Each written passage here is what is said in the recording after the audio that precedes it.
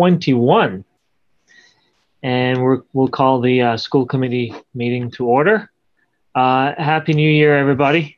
Hopefully it is a happy and healthy one, a peaceful one. The first meeting of 2021.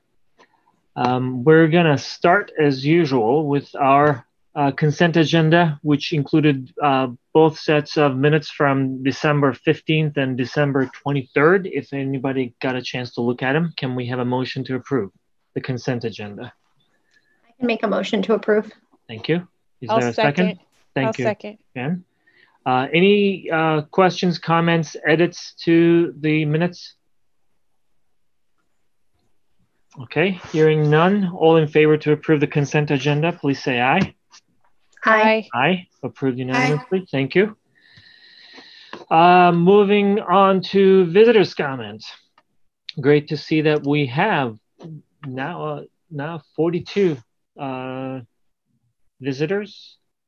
If anybody would like to make a comment among our visitors, please raise your hand using the feature on your Zoom app. We're going to give you a few seconds for you to find the raised hand.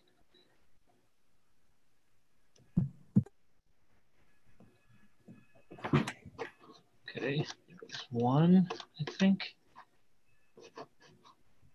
There is Lynn. All right, so we'll Lynn here. And then you can unmute yourself and speak. Hi. Hello. I was calling in and just wanted to share my concern about not Lynn, having... can you please let us know who you are and where you reside, please, for the record? Hi, I'm Lynn Pollard. I'm a special ed teacher at East Meadow School, and I reside in Ludlow. Great, thank you. So I wanted to speak up for my 9 students who are within the special population. 4 of whom are nonverbal, who are missing out on working on their activities of daily living skills and their behavior and communication skills. They struggle not being in school. And I think they have the most to lose by not being in school.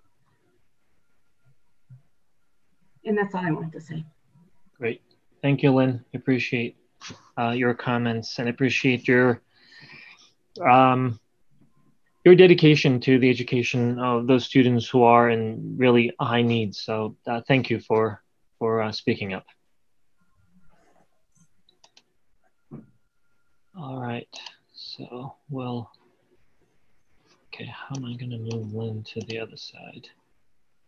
Okay. Anybody else among our visitors who would like to make a comment?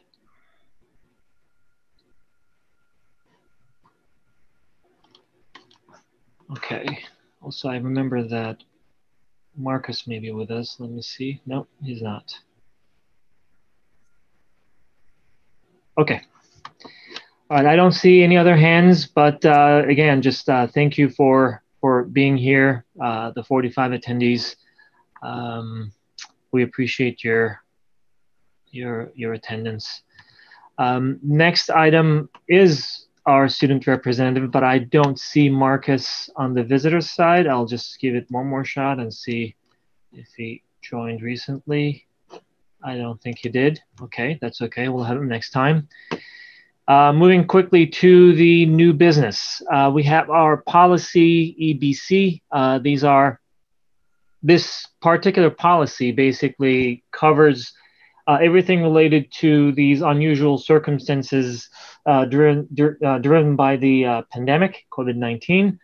And they supersede some of the existing policies, but only for the duration of these unusual circumstances. After that, they expire, and we go back to our following our normal policies.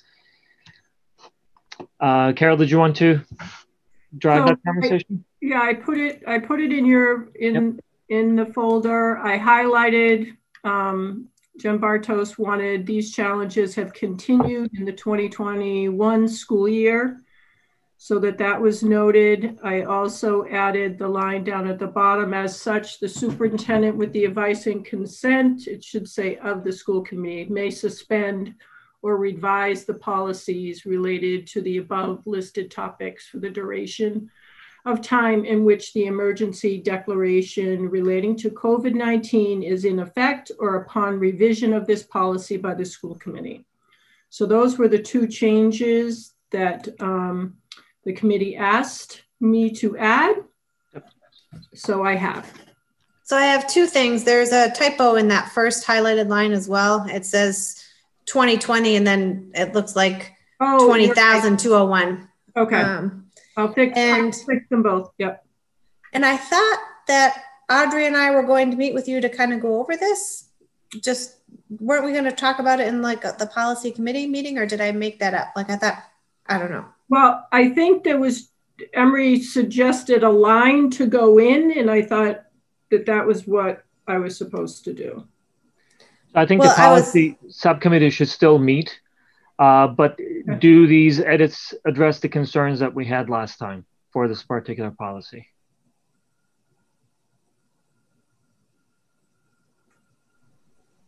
Or are there any remaining concerns about the language that is in this policy? In which case, if there is more left to discuss, then I would say, yeah, probably the policy subcommittee should meet with Carol. Okay. What do you think, Audrey? We had talked about it. I don't know. I think I'm okay with it if we clean up the typos, but I just felt like it felt what's the word I'm looking for? Open-ended to me. Like I thought we were going to have some additional discussion. So I just want to make sure that we close the loop. I agree. It's the document itself is fine with me, but I'd love to get some dates on the calendar if we're going to start doing that subcommittee group. Okay, so is it fair to say that we're possibly talking about two different things, which I understand and I agree with what you both just said. The policy subcommittee, absolutely. Just, we need to really get that subcommittee going, not only for the changes, but for some of the policy tweaks and changes that may be related to the pandemic that we're in. It would be good to have that subcommittee's input before it comes to the school committee for approval.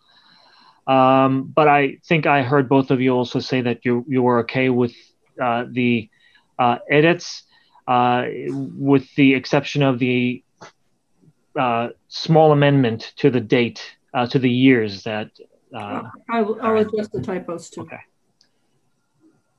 Is that correct? Is that? We need a motion to approve this, right, Emery? Yes, we do. I'll make the motion.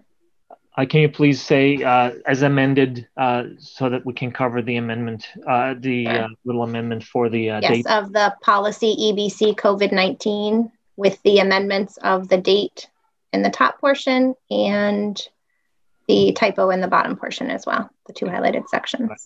Thank you. Second. Thank you, Jen.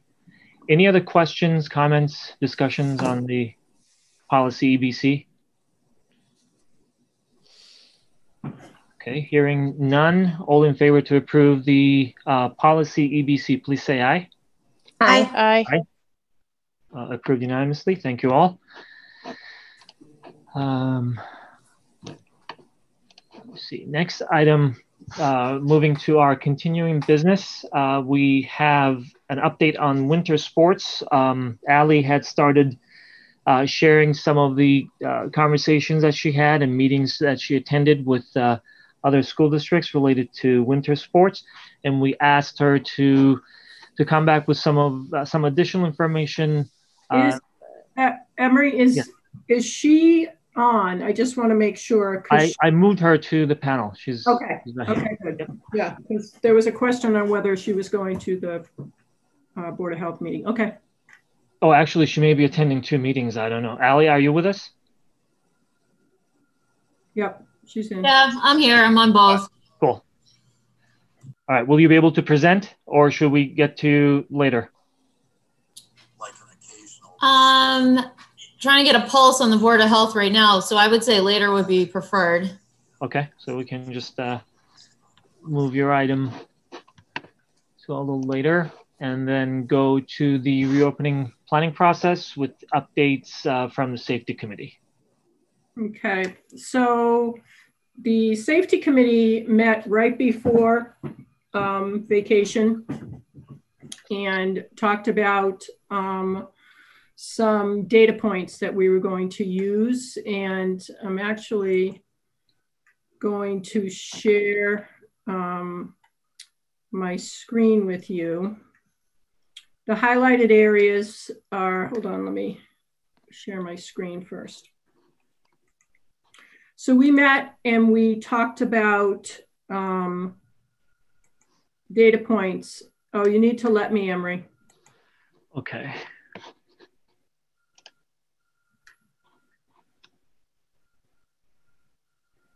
Yeah.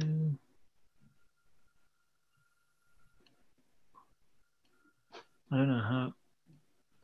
You click on share screen and you let more people. Okay.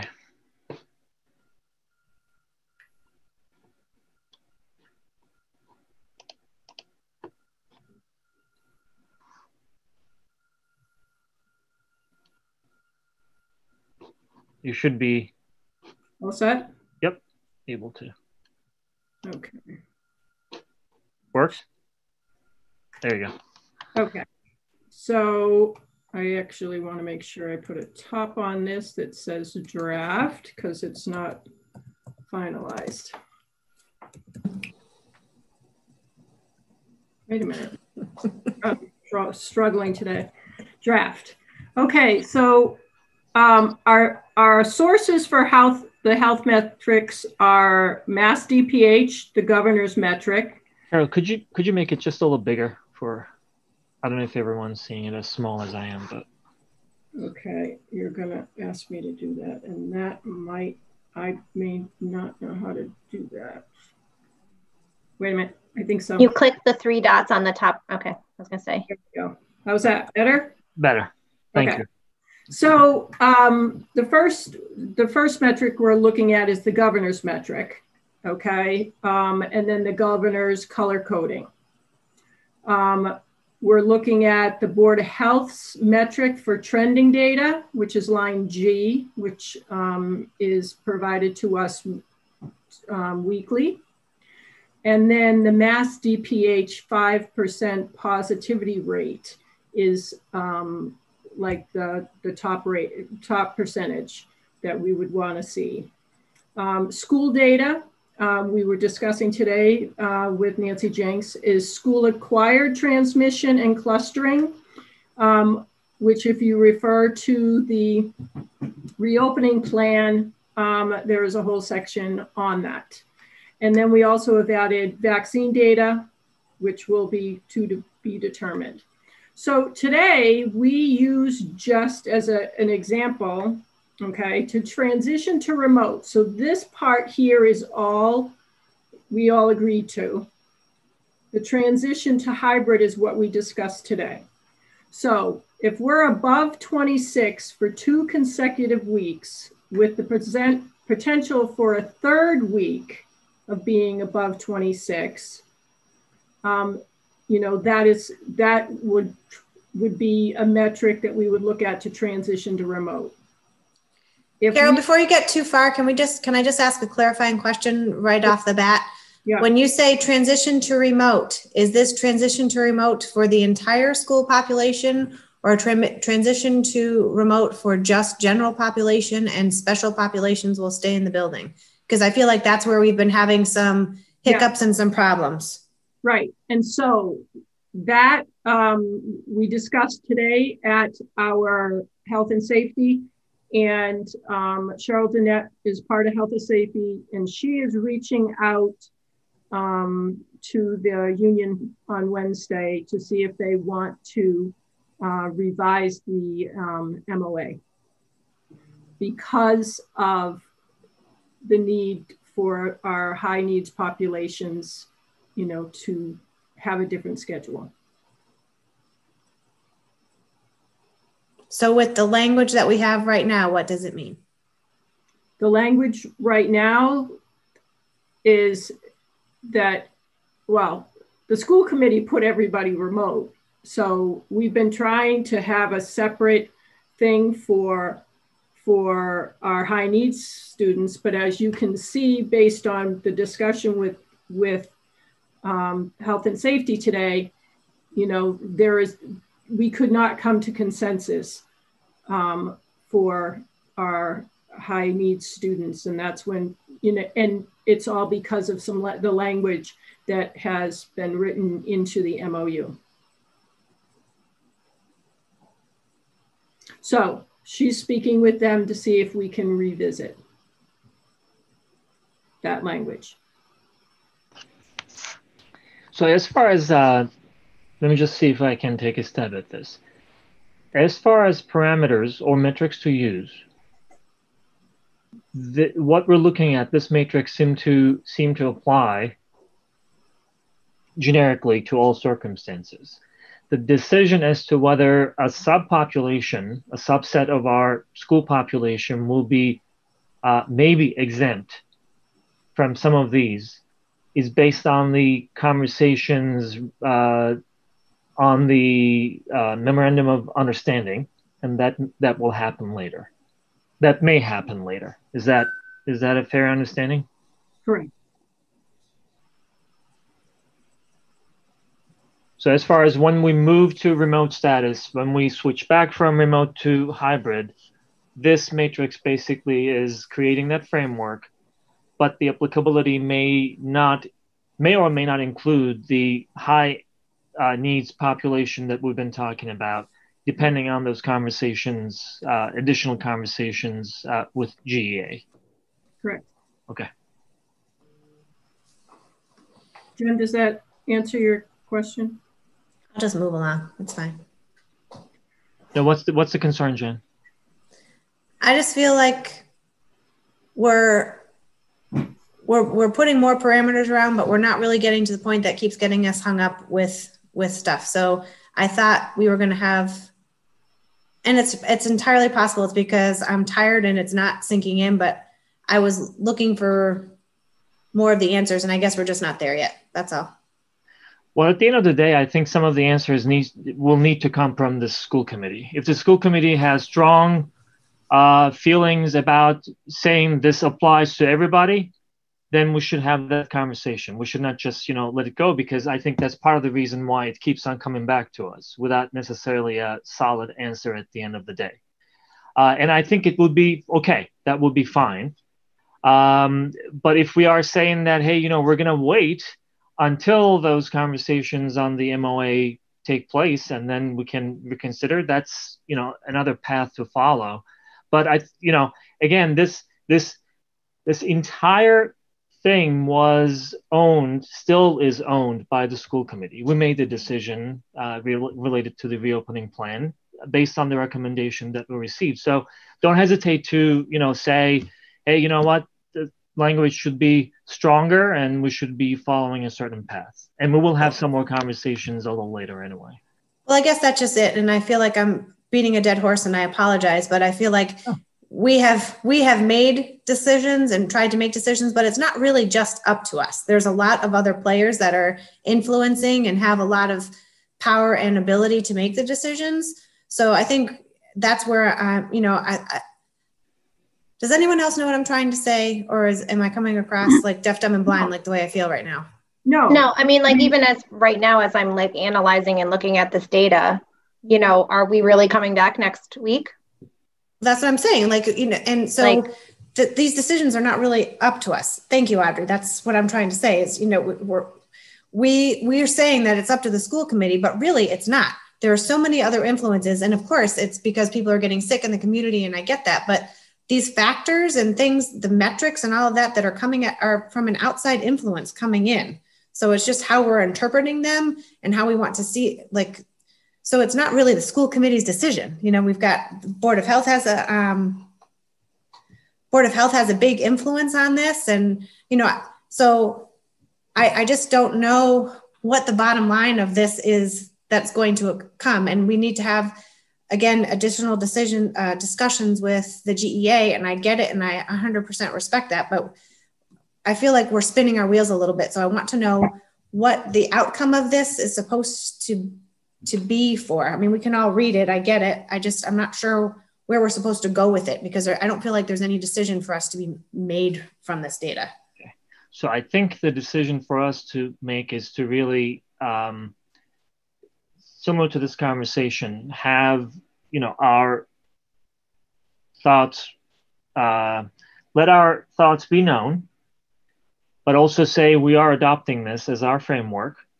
And going back to what Audrey was saying, based on the reading of this, I'm thinking that we're not coming back next week. This is basically this framework that I'm looking at. Maybe I am misinterpreting it. It's telling me that we are falling into some of the criteria that are listed there, and we're not coming back next week. That's what it's telling me. Go ahead. Yep. And I guess this is where because I was definitely one of the ones that asked. I was the one that asked for clarity. Is that when we're looking at now 5, 6 different data points, are we looking for 2 of them to, you know what I mean? Like, do we choose which one do you know what I mean? Like, it's almost too much.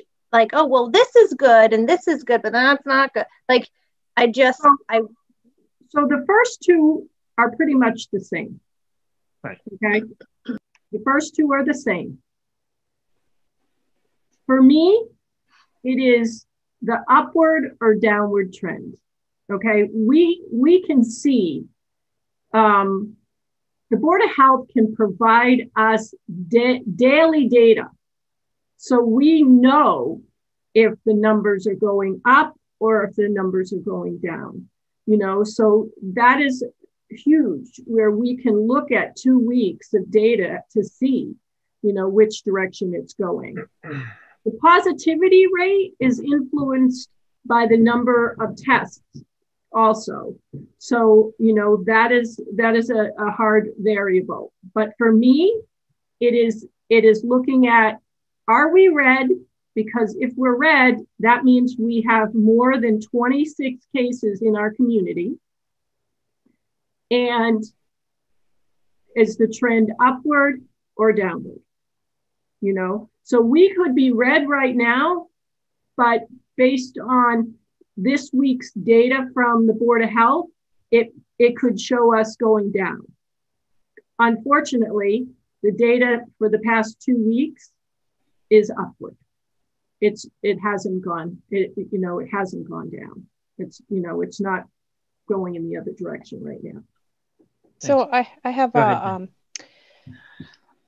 so my understanding when I see this, it's basically a guideline, because we only meet every other week. So to me, my understanding when we were looking at this is it's just basically a guideline to make decisions based on the data that's presented. And if it's a team effort with everybody in our community, and if not everybody is on board and we're still collaborating and trying to communicate to get everybody on the same page, I think it's kind of hard for us to make a very concrete decision on something that's constantly changing. Yeah. I think also, go ahead. No, go I was going ahead. to say, which also bears to the point of where, like, certain districts are saying, that's it, we're remote until this period, just so it's more concrete for families rather than them holding on every week to be like, oh, what are we doing this week? Oh, what are we going to do next week? That stability is not there. Right. And that's why there was nothing, really written other than, I took the school committee's lead. We had 2 weeks of red. We had the potential for a third. The school committee met and put everyone remote. So I went back to the health and safety and used that somewhat as a framework. And then we picked the other key factors, that other districts are using as well. So a couple of things. Let me start with this one. What would be a good example of other districts having concrete, other than just giving a date, and then maybe having to really discuss again and just move that date up? How would that be different than? I don't know that you can. I mean, it's the data. The data's the data. It is a moving target. I mean, you mentioned that there are some other districts that provide more clarity. Only that they've made a different decision, I guess, you know, for a certain amount of time, that they're revisiting it in however many weeks. It is hard. I can see both sides. I can see that parent side of the unknowing, you know, of, okay, what are we doing this week? And I see the side of, we want to get our kids back. Yeah. So at least from my perspective, let me, you know, just share with you all what I'm thinking. I really appreciate, and just, you know, I'm saying this and hopefully it doesn't come across as lip service. I really appreciate the conversations that we're having, because that's what we're here for. And I can also appreciate the difficulty of the conversation, because we're trying to balance two things, or at least we've been, our conversations have been focusing on balancing two things. One is what we are normally here to do, which is prioritize the educational needs of the students in our district, the teachers in our district, folks who work in our district. So our perspective typically is educational. But we are in a very unusual period where, you know, one word that we always use and say is our priority becomes even more significant, and that's safety, the health of everybody. And at one point, from my perspective, again, this is my personal account of how I'm feeling, we have to look at, okay, yes, educational needs, very, very important, but there's a risk, a health risk, a very severe health risk on the other side. You know, does that risk overweigh the other one? And under these current circumstances, again, just even looking at these, based on every single criteria that is under that transition to remote status, even if we were to pick 1, 2, whatever, we exceed the transition to remote status criteria. So I appreciate this, because as some of you already said, it really now follows from the conversations that we had. It will never get to that level of clarity where it's going to be, hey, you know what, here's a matrix and it's going to tell us what to do. It's not the magic wand, but it is a good set of criteria that can help us with these conversations. But at the end of the day, it is really the health risk. If it is outweighing everything else, as we are really looking forward to getting that vaccination for, you know, everybody eventually, we really should not lose sight of that risk and hit it against the educational concerns that we have and make a decision. But I think this matrix that we're looking at provides us a good set of guidelines. We don't have the how we come back guidelines. You know, Right. is it down further? No, it's transition to hybrid. Transition to hybrid. This is what we discussed today. But as I said, we could not come to consensus about if high needs kids should come in at a different schedule. And that's why Cheryl said that she would reach out to the GEA to see if they wanted to revisit the MOA regarding high needs students. So we can't even really make a final decision on this until we know where the union stands. Technically, we can. Yeah, technically, you can. Well, technically, yeah, but do we really want to end up going through the motions of not? So I can tell you that the Board of Health and the school physician is in support of the high needs students coming in. I can tell you that, and I told you when we had our last school committee meeting, that I had surveyed all of the staff that work with those students, and they all responded yes, that they would be in on January 4th. Unfortunately, we looked like this, not even as bad as this, as far as the current state of COVID in Granby. So, I mean, that's why that decision was made. Well, we did end up receiving an update that there was some questions, right? Which is why they ended up remote this week. They ended up remote. They were concerned about the numbers.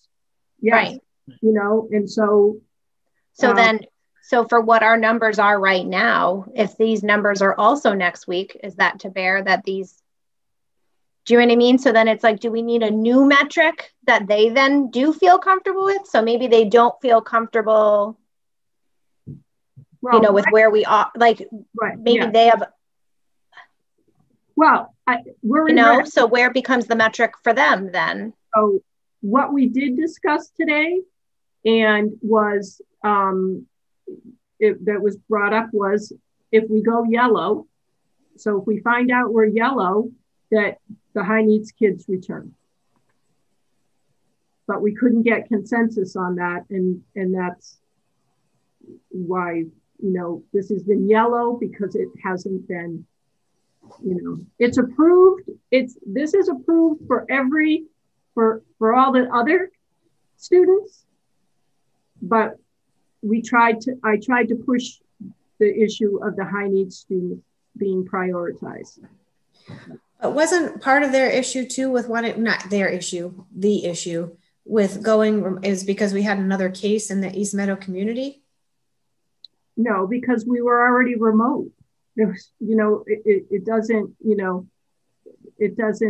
were already remote. So those cases are happening outside of our school, not inside of our school. Well, we went remote, but I believe that there was a staff member that week prior, though, when they would have been. No. Yeah, we have the email, the 1223, that there was a member of the East Meadow community, and then we have another email that said that there was. Right, and both times they were not in the building. That's not what we're saying. We're saying no one's disputing that. We're saying that was part of the reason why they started to be uncomfortable, is that there was another member of the school community, not just because the numbers in the overall town were high. So Carol, a couple of questions. One is, you mentioned that the Board of Health and the school physician were in support of having the high need students in the building. Right. Is that even if we're red? We were red. We were red. No, is that what they are saying? Yes.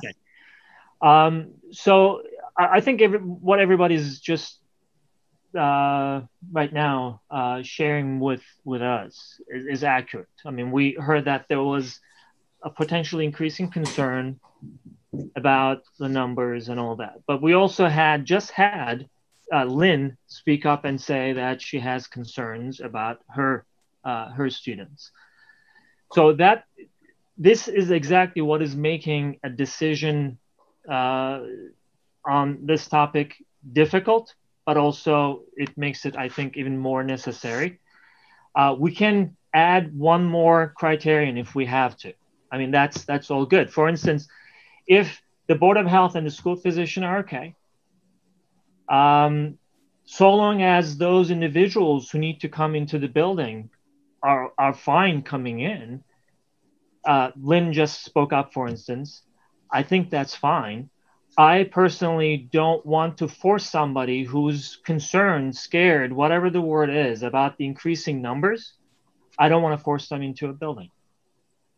I mean, again, one person's opinion. But aside from, I think, Carol, you said it, aside from the high needs population, it seems like everybody on the Health and Safety Committee is in agreement with these criteria? With this criteria right here, okay. the transition criteria, below 25 for 2 consecutive weeks, just like it is over here, above 26 for 2 consecutive, or below 25, which would make us either yellow, green, or gray, depending on how low we are. Yeah. For 2 weeks, with the potential of a 3rd week being below. Yeah. So, one thing that we can say, just as a thought, as a school committee, as the school committee for our community, hey, thank you for putting this together. One more step that we're going to add. If we go yellow, then we are saying that, in that yellow week in which we are yellow, the high need students should, begin coming into the building. Or we can say, hey, since the Board of Health and the school physician, they're both okay with the high need students coming into the building, we're going to leave it to the educators to decide whether or not they're comfortable about coming into the building. And those folks who are comfortable, and we heard from some of them. It was before some of the increase in the numbers, but we heard from them, very passionately so. If they would like to come into the building and they can be with their students, then that's another approach. That's how we can phrase it as well. But for the remainder of our school population, it seems like the Health and Safety Committee is making a recommendation to adopt these criteria on this matrix that we're looking at. Is that correct? Correct. So my next question is, if we have, I feel like I'm really jumping the gun and the first one to talk, so I kind of apologize because I don't want to step on anyone else's toes, but I'm going to just go for it. So for these, how can we make any kind of a phase-in plan? Because we're talking about being below for 2 consecutive weeks, and then with the potential of a 3rd week, but we have phase-in plans that are 2 weeks. So we're looking at it like a 5-week window in order to add any group in. We don't have enough weeks left in the year to be able to get everybody back. Right. But my feeling is we shouldn't change the dates that we're saying they're coming. Well, we sort of have to, because we're based on this, no one's going back next week, and then have to have the numbers for yellow, and that's like I agree. I advocated for 1 week. Once we turned yellow, and we had a potential, so we weren't going this many weeks. But Stephanie was on the committee, and people were saying, if we're doing 2 over here, we should do 2 over here. I did not agree, but I am one voice. Because I agree with you, Jen.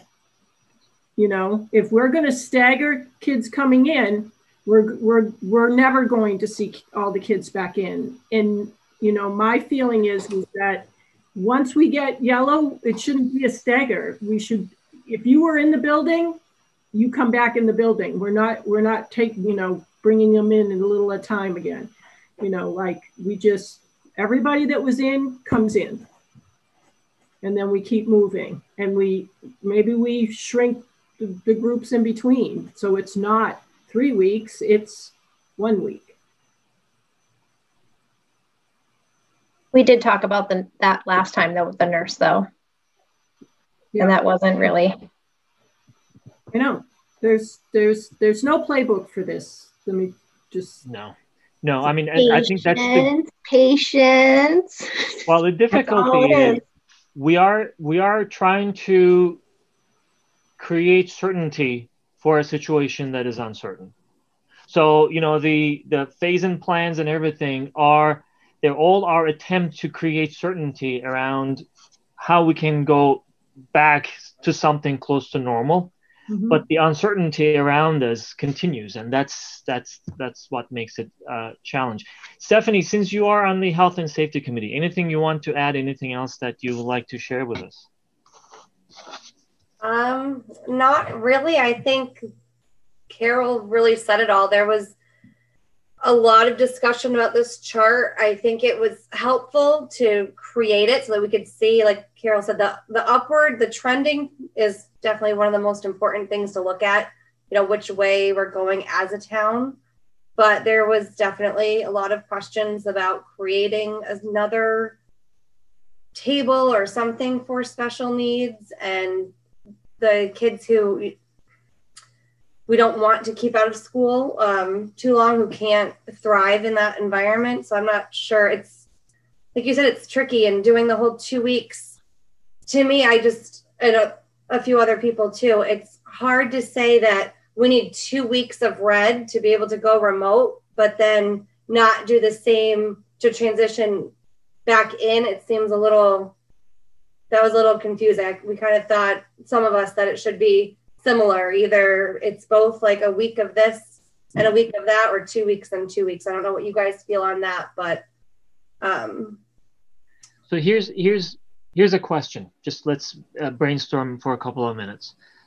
If we were not at that level above 26, right? If we're below that, and let's assume that means yellow, whatever number it is, then we would be okay having some students in the building potentially, and that could be the high needs population, correct? Yes.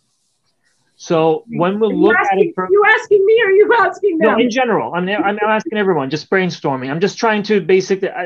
Doesn't mean that I have everything here, so that I'm trying to basically use everybody as a soundboard. So help me out here. So if that's the case, looking at it on the other side of the spectrum, after we have gone to red and we said, okay, we are remote. If the numbers are coming down to that yellow, and if that is an indication that, at least based on the numbers, there is less of a concern about having some students in the building, I don't know that, we need to really be away for so many weeks once the numbers start going down, because numbers going down is a good thing. Numbers going up and remaining up and in red is a bad thing, right? But once they start coming down, I'm not sure that we need to remain away for as many weeks as we had for red color. Right. So I guess what I'm saying is that can be 1 week, and we can just gauge whether or not we're in this anomaly or something is changing, and then bring those populations that we agree on. I would like to say that I think it should be 1 week with the trend for a downward trend for the second week. So you have that safety built in. But if we, at some point, we can be incredibly cautious, and I'm not saying throw caution to the wind. I want to be crystal clear about that. I'm not saying throw safety out the window or anything else, but there's also a point where we can be so incredibly cautious that we will never move forward. And I feel like we're starting to wrap ourselves into that way, because we can't account for every single situation. We can make all sorts of plans and everything else, but at some point we need to feel like we're moving forward. And I feel like right now what we're doing is we're setting ourselves up to be stagnant, and I want to see some forward progress. And I'm not saying, hey, listen, our numbers are really crappy right now. I get it. No one wants to send the kids back to school when they're crappy. But if we start to show some progress in line with what Emery's saying, and we're seeing the downward trend, we should capitalize on it and try to get some people back in the building and get things moving forward. Yeah, especially early on, when, if we are remote and we start coming back in.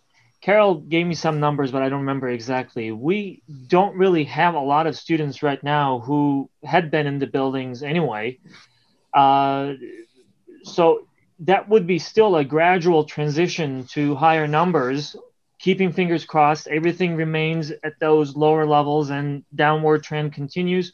But if we are seeing a decline in those numbers to the point that our status changes to something other than red, goes to yellow, or hopefully even better than that, I think 1 week of caution just to monitor is good, and then we can just start bringing students in. So I would be in favor of just changing that 2 consecutive weeks to 1 week of monitoring when we move to yellow, or anything better than yellow.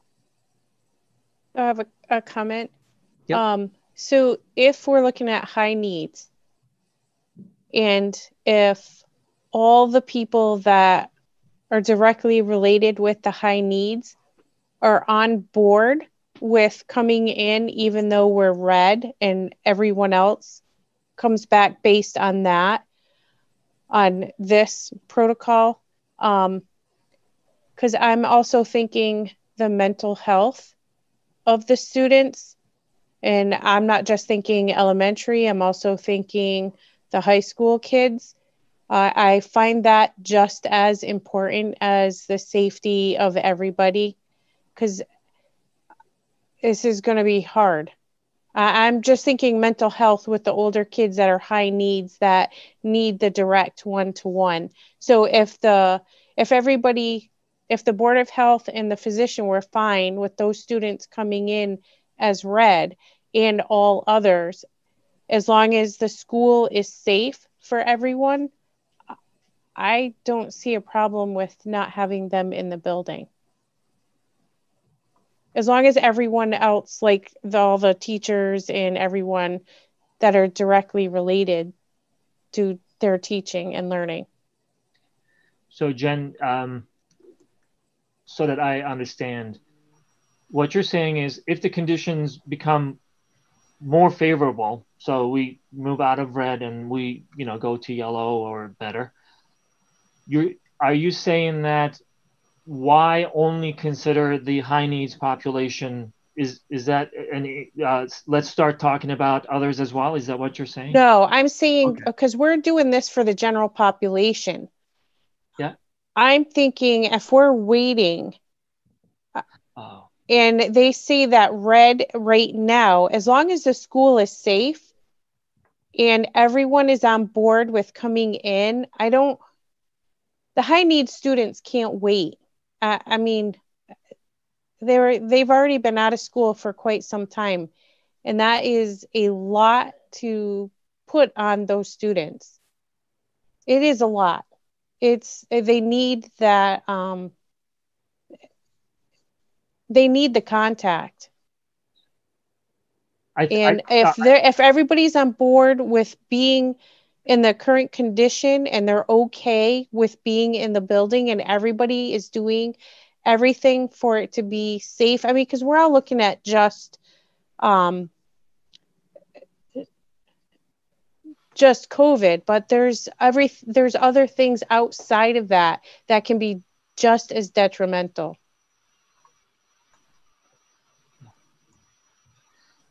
So just, I want to, my personal view, I agree with what you're saying. It is really very important for those students, and we talked about this many times, to be in contact, to be instructed in an in-person environment. That's understood. But also, going back to what I said earlier, I want to make sure that folks who will be coming in to help them, to assist them, are comfortable doing so. I don't want to have two things. One is, I don't really want anything to come across as if we are forcing individuals to come in. And number two, I really want everyone to feel comfortable enough to say, I am or I am not comfortable, and not feel pressure even from their own community, because some folks are coming in, they now are obligated to come in, even though they are not. And that's another aspect of mental pressure, isn't it? Just if you are so stressed out by being somewhere that, I'm not disagreeing with that. That's why I said everybody has to be on board and not feel pressured. Then I'm with you. I'm not. I think if we keep pushing this back and we keep putting them on the same plate, and they're two different plates, and if we have people that are willing and they don't feel pressured and they feel safe based on the protocols that are in the school, and the school environment is safe for everybody, I don't think that we should keep putting them in the same position as everyone else. I'm just thinking of the mental health of the students and the students' families while still keeping everyone safe. Agreed. I totally agree, but just to clarify too, I feel like there's been a little disconnect, because that survey that was put out where they, it was 100% said that they were comfortable. Shortly after, there was another case, and then we got another, type of email saying, Now there's quite a few that aren't comfortable. So same thing. I just don't want people to feel pressured to say, yeah, I'm comfortable if they're not, given where we are, because I think that things have definitely changed since we heard from them pre-vacation. And I just want to make sure that everyone is comfortable going in and is not feeling the pressure of other people coming in and now I should, even though I think that's a really fine No, line. it shouldn't be, and that's not what I'm saying. I'm saying those who feel comfortable, and it shouldn't be a pressure. I mean, we're all a team. We all want one thing. We don't have enough staff. I guess that's my concern. What if we don't have enough? Then how would we go about, we can't cherry pick who comes in. I would be worried that that could be a possibility. Yeah, I'm not sure about the logistics of the whole thing, but you know, there's always another side to each one of these scenarios. So again, just as I said earlier, we're trying to balance multiple elements against each other and then find the best solution. You know, at this time, the biggest driver is the increasing numbers, and you know, I can't not respect folks who say I'm concerned and but at the same time, what Jen mentioned, and I think Stephanie, you said you agreed to that as well, that you know there's a population that really needs to be assisted, and that's a big concern also. But the logistics part, that's not clear, right? Just because we don't know who will feel comfortable. But again, just the other side of that is if someone is not comfortable and the numbers within the building will not be sufficient for all the students, that in my mind, it should not mean that we now force folks to come in, or, you know, they should feel like, hey, you know, somebody's pressuring me to come in. It should be a transparent conversation for us to understand who can be in the building. And if everybody at this point in time says, hey, you know what, the school building is safe enough for me to be in there, wonderful. Because again, we just heard even during this meeting at the beginning, Lynn spoke up for her students, and I respect that. I mean, it's one of those things that really touch us, right? Just, you know, our community is really concerned about the well-being of the students in our community, but also we have other folks in the building that, you know, we need to consider as we're making this decision. Carol, I like what you added for the consecutive updating for the one consecutive week, but it should be one consecutive week with the potential for a second week with a downward trend. Like we want to make sure that we're clear that or at least that's the way what I was saying. We want to make sure that it's right. Yep. It's bound. Yep. And then secondly, one of the things that I'm wondering about as we're talking about all of this is how are private schools doing this? Because they're housed in schools in towns where their numbers are red, but teachers are still going in all day, every day with a lot of success. So where I don't know if disconnect is the right word, but why is it that we can't do that as well? Like,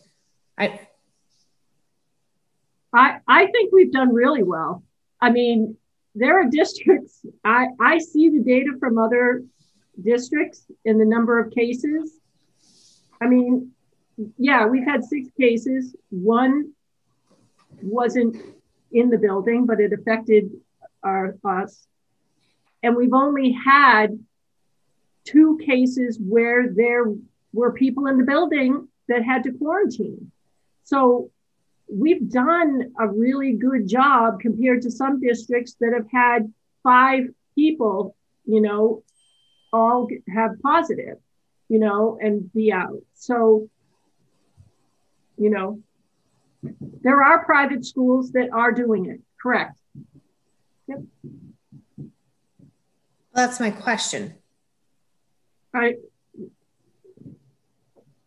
They're, as I said, I think we've done well, but you know. No, but I mean, but private schools that are in towns that are red, they're still going to school. Yes. So that is my question. is it that we can't do something like that? Do something with the special needs populations or other, I mean, there are people that are going to private schools or teaching in private schools, and you know, the towns that the schools are housed in are red, and it's multiple, you know, different populations coming in. So I'm just trying to figure out, why is it because of the Board of Health guidelines, and like why everything stops? You know, if we're doing a good job in the school, why can't we keep pushing on? So Carol, help me out. Is it accurate that, for instance, the private school in our town is out till the 18th because didn't the state tell them to be? No, Dick explained it today in our meeting that because they have borders, they follow more of a college schedule. So that's why they had the extended time out.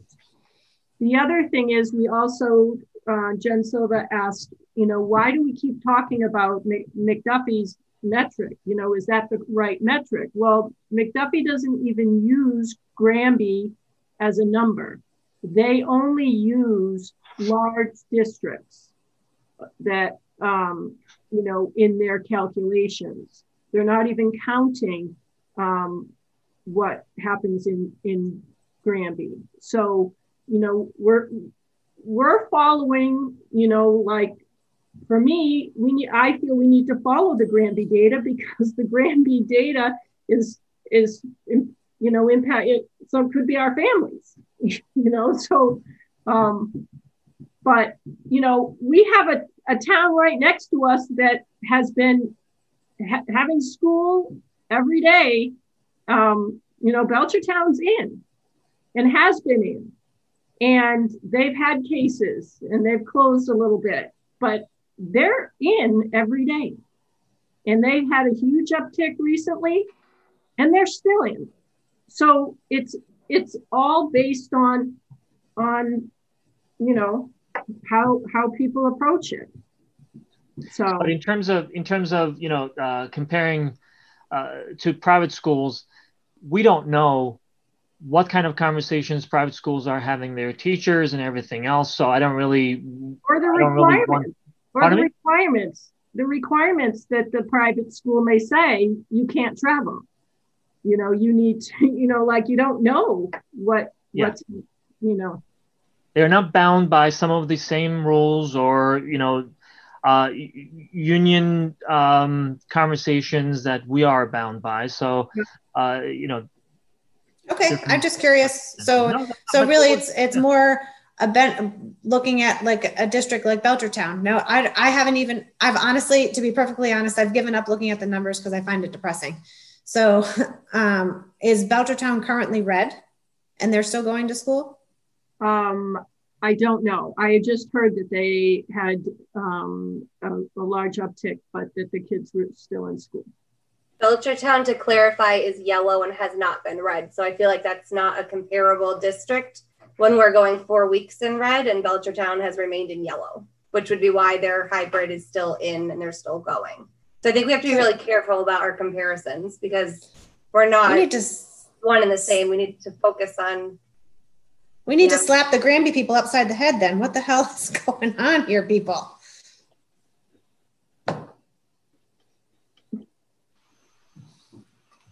Just a quick getting back onto this tool, because we have our meeting tonight too.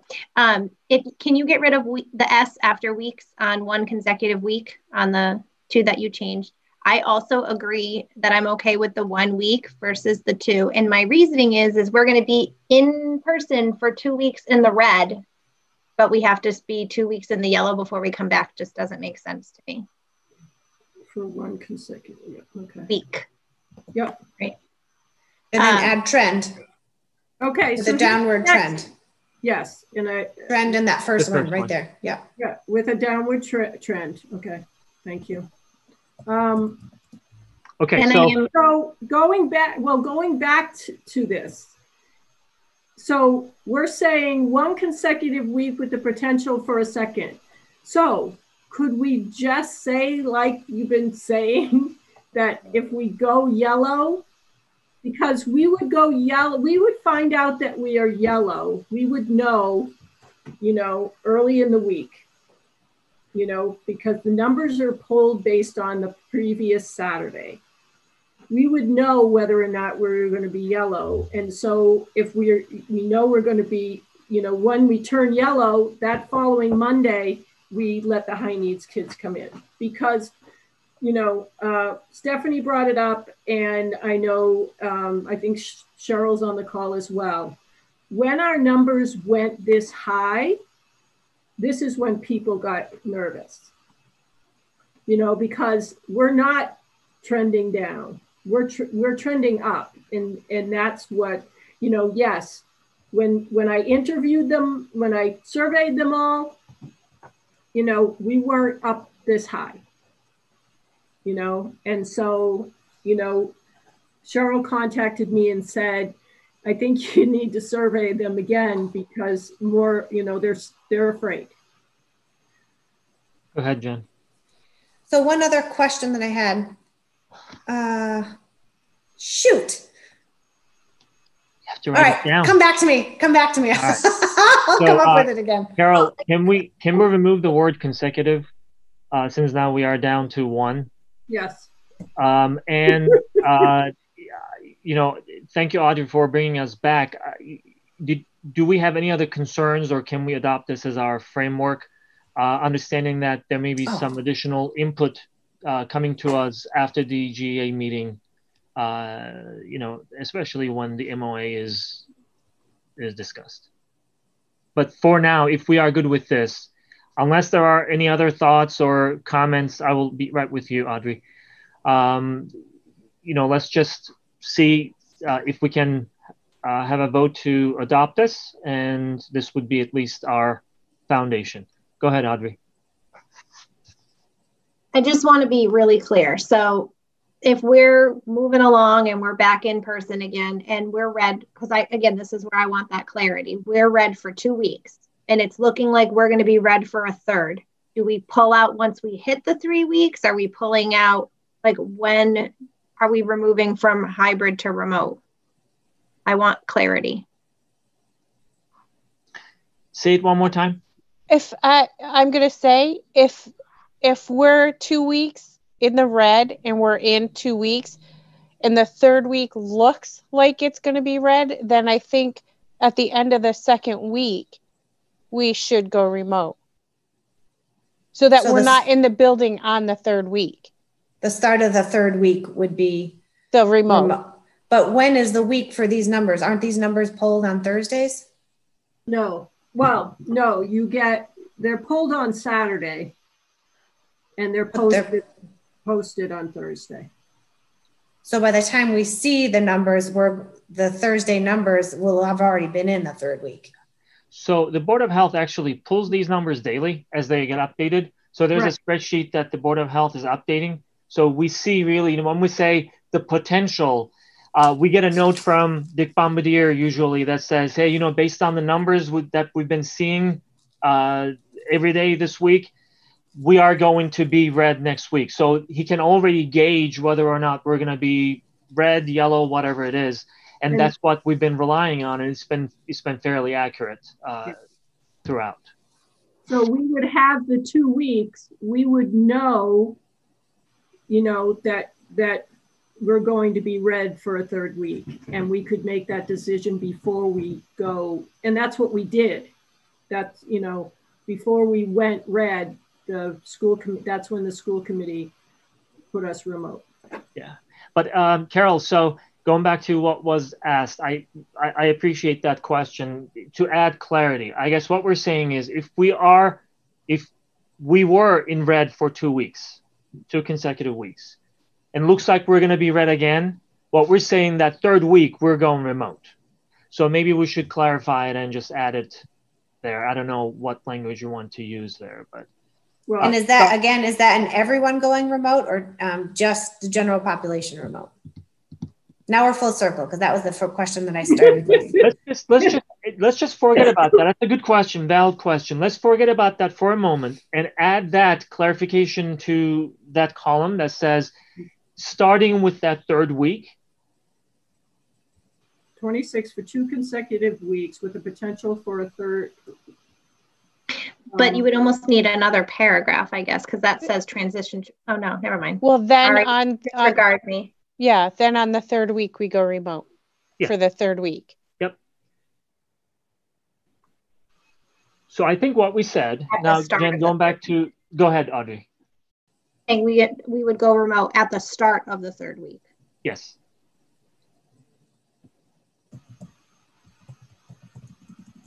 Can you just clarify this 1 week with the potential, the second week yellow, just so I can fully understand? Well, the 1 week, actually, that means we are already in yellow. That means we're out of red. That 1 week, we are already out of red.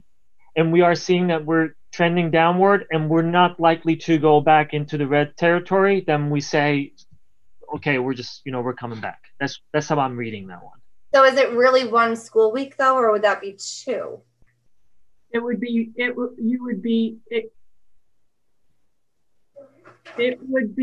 1 week, 1 week, and then you would be going if it's a downward trend. So I think, Stephanie, good point. That I think that requires the same clarification as the other column to say we're returning on that second week, provided we are seeing that downward trend. So for 1 week of being the first week that we're finally yellow, we're remote. Right. And then we'll go back the second week if it's still going to be a yellow with a downward trend, right? Yep. So we will. Does it help, Stephanie? Is that what you were asking? Okay. Hybrid. The start of the second week.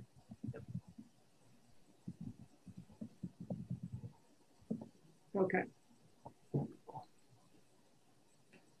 And the same would apply to the. Yes, I think I'm going to put those kind of two together because they are the same. They're Can you just clarify though that we would be remote that first yellow, right? Like to get that whole yellow week. Yeah. It's not like we're going to be yellow for 1 day and go in the next day. No, it's for a full week. It's for a full week, right? I'm just trying to read it and make sure that this is very cut and dry, so we're not. Oh, don't kid yourself. It's not cut and dry. It's clear as mud. Come on. Reading this again, 10 more. It's hard. Clear as mud, people. Clear as mud. It's tricky though, because we're also really, like Audrey brought up earlier, trying to balance not being in and out repeatedly. It's really tough, and it's getting to families and teachers, and it's hard to keep, not knowing what comes next. So this will be nice to have some sort of framework. So I did remember my question, and it's sort of a peripheral one. So I'll ask it, and then you guys can decide whether or not we talk about it and potentially answer. But okay.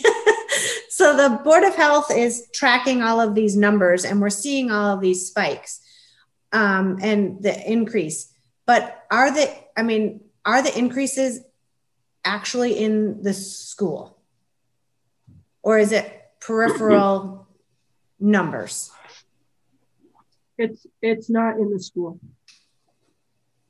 because we asked for that information. Okay. Yeah. But contact tracing may touch the schools, correct? Yep. I think that's what Nancy was saying last time. Right, but those people could quarantine. We could still go to school. That is. I'm still curious though about how many people are testing their younger children, because I remember hearing about a case way back in September, and they just assumed the younger kids had it and never tested them. Do you know what I mean? That happens too, where they're not testing necessarily the youngest kids. Right. They've been exposed. They assume they have it. So. Well, they quarantine them, and if they have no. Correct, but they're not technically counted in the numbers unless they're tested. So. No. That's correct. And even with a negative test, we're still requesting that you quarantine anyways, because that it is hard. So a lot of people are choosing to just, regardless for their family, they're going right. Why bother test if you'd have to quarantine anyway and expose a young child to that? So. So I will just bring us back to this. Are we good to adopt this framework, understanding that there is more conversation to be had around the high needs population? It seems like we are all in agreement that the sooner we can find a way to have the high needs population within our buildings, the better off they will be. But we also, I think, agreed that it is dependent on at least having the right numbers, or having the teachers who are volunteering to be in the building with them. I don't know what the other answer is.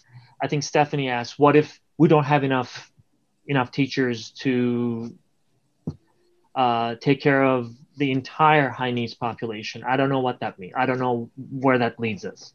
And then the other question we've gone around with, I feel like, is when we say special needs population, who are those students? Because we've brought in more students than were originally special needs over the summer. Like, I feel like I remember, Stephanie, was it 9 or something? We had an offline conversation, and I think there were like 9 kids or something over the summer, right? And now we have, what's our total population of special needs kids that are going in now? So do we I think it was 32. So do we need to define which special needs kids that we're talking about that need to, is there a priority of which kids need to come in? So then we know how many staff members we need to have to get those people in. And my other question is, because I don't really understand, is anyone that is a certified special needs teacher, can they help any of the kids that come in, or do some of them need like a particular person because that's what their routine is based on? And how does that work? And do we work on trying to get sort of a baseline acceptance from some of these people that say no matter what they're ready to come in, so we have it sort of on file?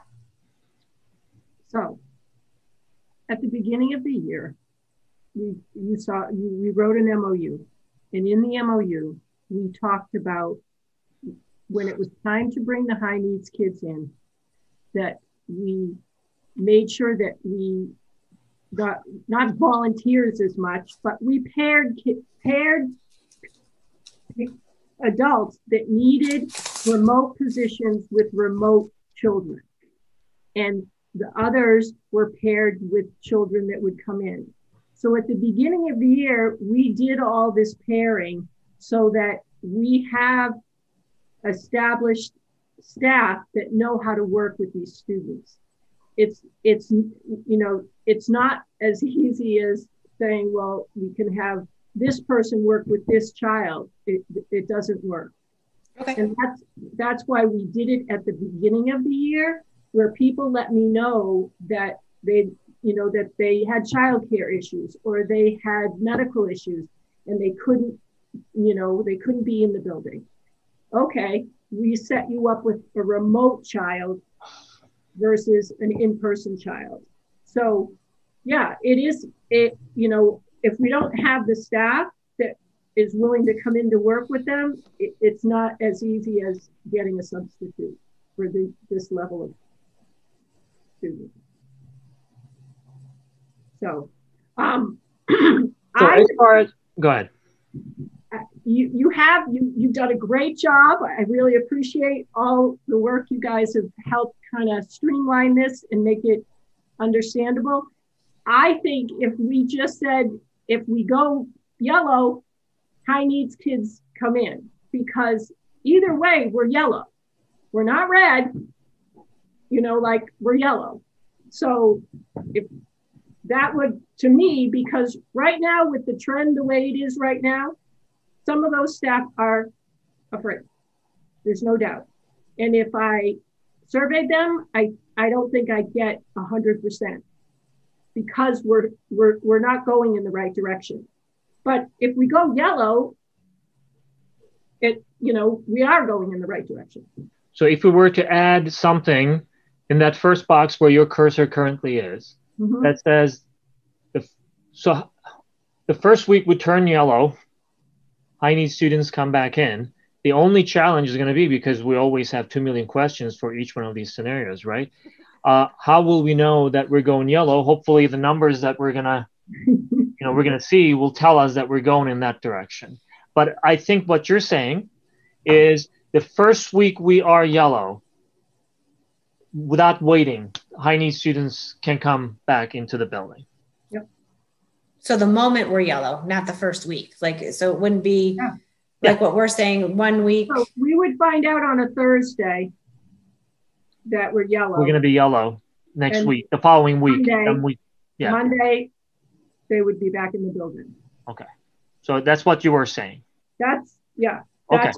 I mean, you've gone this far where you're saying 2 weeks before the others come, 1 week solid yellow. I mean, this would get them in the week before.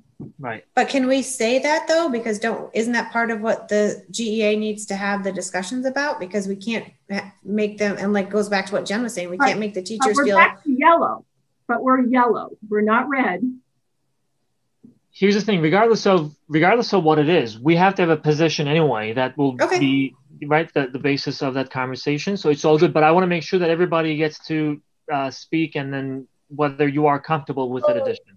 I struggle the minute we're yellow, because looking at all of the data from Board of Health, which we've done at all of these meetings, we've had a day where we're yellow and then we're back to red for a week. And then I want it to be consistent again. So I struggle with just the minute we're yellow going right back in. That's my only, I guess, hold up with not waiting that even a few days of the data. I don't know.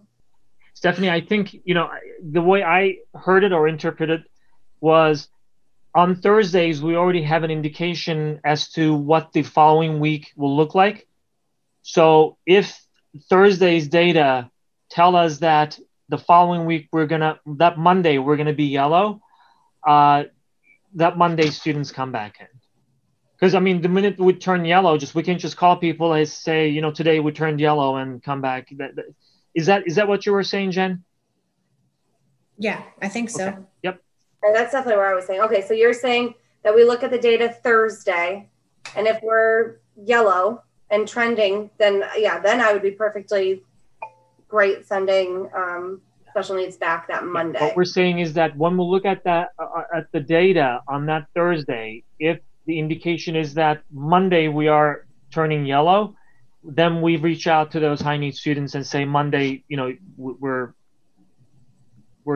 have you get the data on Thursday that is actually the data from the previous Saturday. Yeah. But you'll also have the data from the Board of Health. Yeah. From that Monday, Tuesday, Wednesday, Thursday, to show you whether it's a downward trend. Yeah, because we need that. That's really the key, right? Is the downward trend. We want to make sure that we're not, just because we're yellow, that we're, like Stephanie said, we can't be yellow for a hot minute and send the kids back. Right. And I feel much more comfortable saying it that way than just saying the second we turn yellow, we're going to call everyone up and go there tomorrow. I think that was, because just for planning purposes too, for everyone, hearing it that way, what Emery just said made sense to me. Okay. So then for saying being yellow with a downward trend. Yeah. Because again, these are those kids that really need that consistency too. Yeah. Can we add that, Carol, when we're all together so that, at least we see it? When the district, we should say, if yellow, well below 25, and the district turns yellow on Thursday,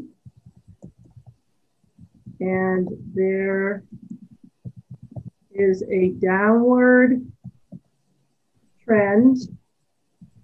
So do you mind if I just go ahead and ask? I think that will mean the same thing as the paragraph below.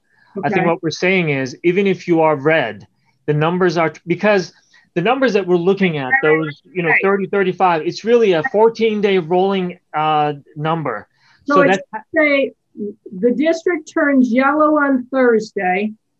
Yes. And there is a downward trend in the data Yes, so that acknowledges that we're looking at the previous Saturday's number, but also the trend is going down. So the following Monday, we're basically no. Well, it's not, you won't know till it follows. Yeah, and the downward trend in the data. The district turns yellow on Thursday, and there's a downward trend in the data. Yep. The high need students return. The following Monday. Return the following Monday. Is that what we all were saying, thinking? Maybe when, I should say when the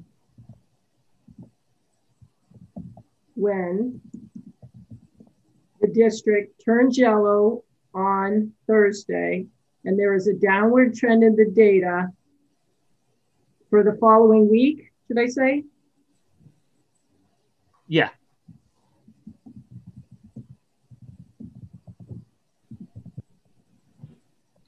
Week, the high need students return the following Monday. Good, everybody? Go ahead, Audrey. You look like you got something to say.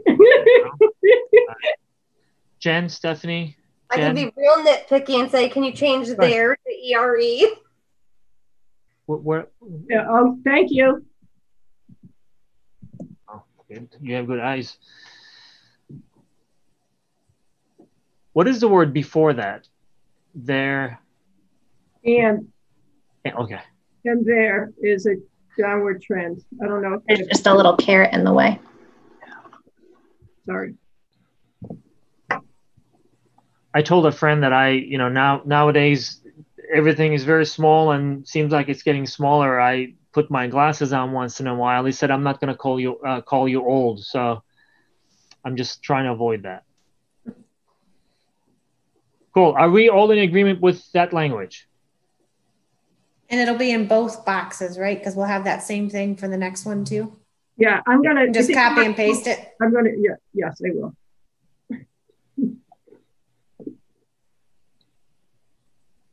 Hold on. Our diligence is as if we're writing a legal document here, Carol. Yeah. Well, it kind of feels that way, right? It's, it's kind of an important No, that's good. deal. That's actually it's really both paragraphs that need to go down there, correct? No, same. Well, no, because yellow, green, gray, and the governor's metric for 1 week will, with potential for a second week, will with a downward trend. This we will go hybrid the start of the second week. Okay. Yeah, you need that second sentence. So we will. Sorry. No, you're right, Audrey. Good catch.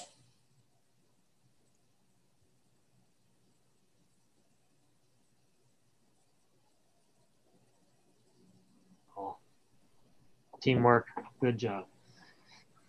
Woo! All right. Okay. I probably need to add this too. We will go remote. Hold on. Yes. Well, and then save it.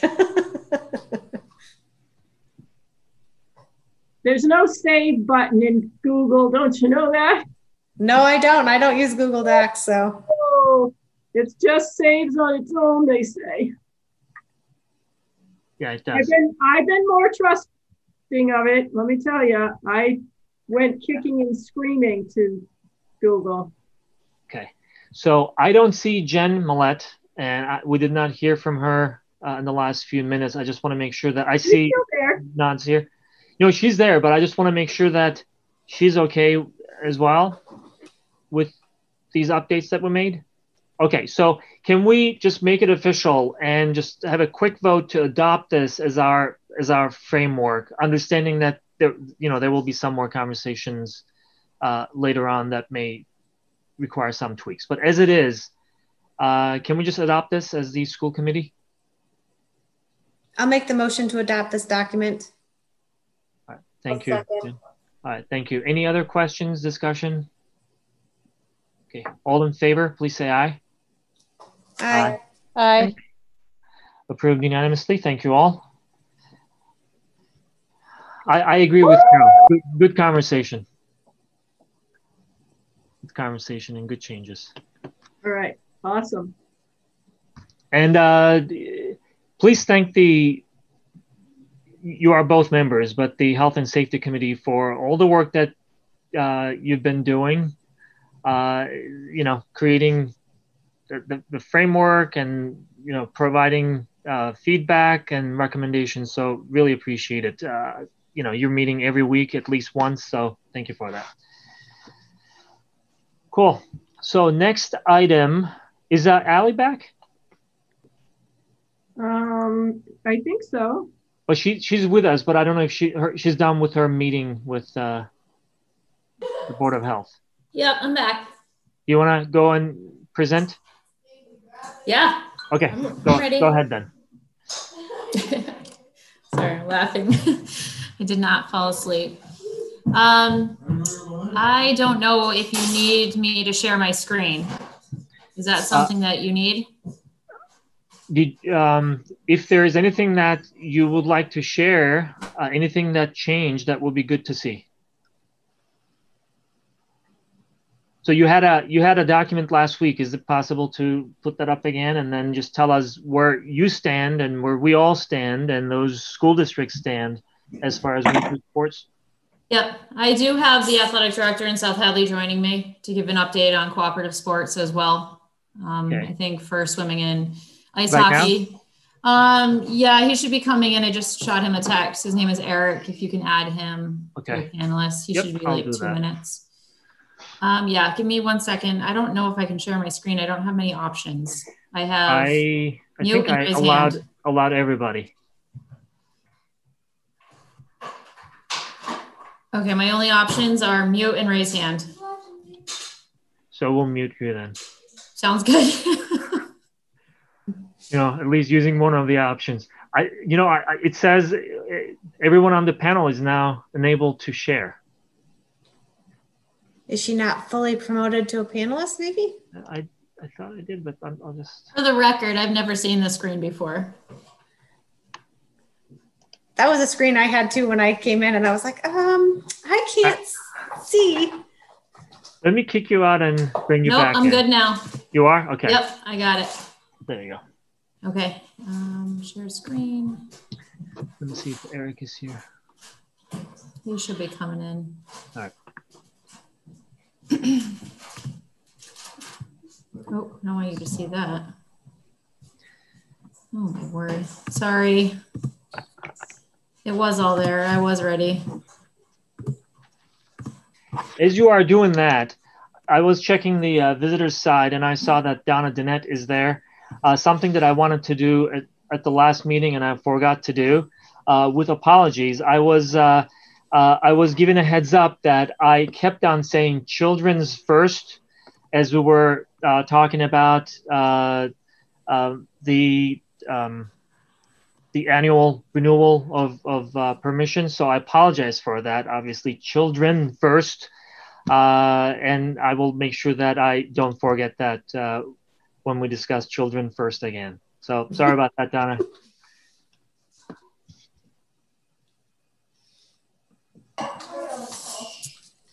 Okay, did Eric make it in yet, Emery? And by the way, the feedback wasn't from Donna. She's too nice to tell me that. No, he's not there yet.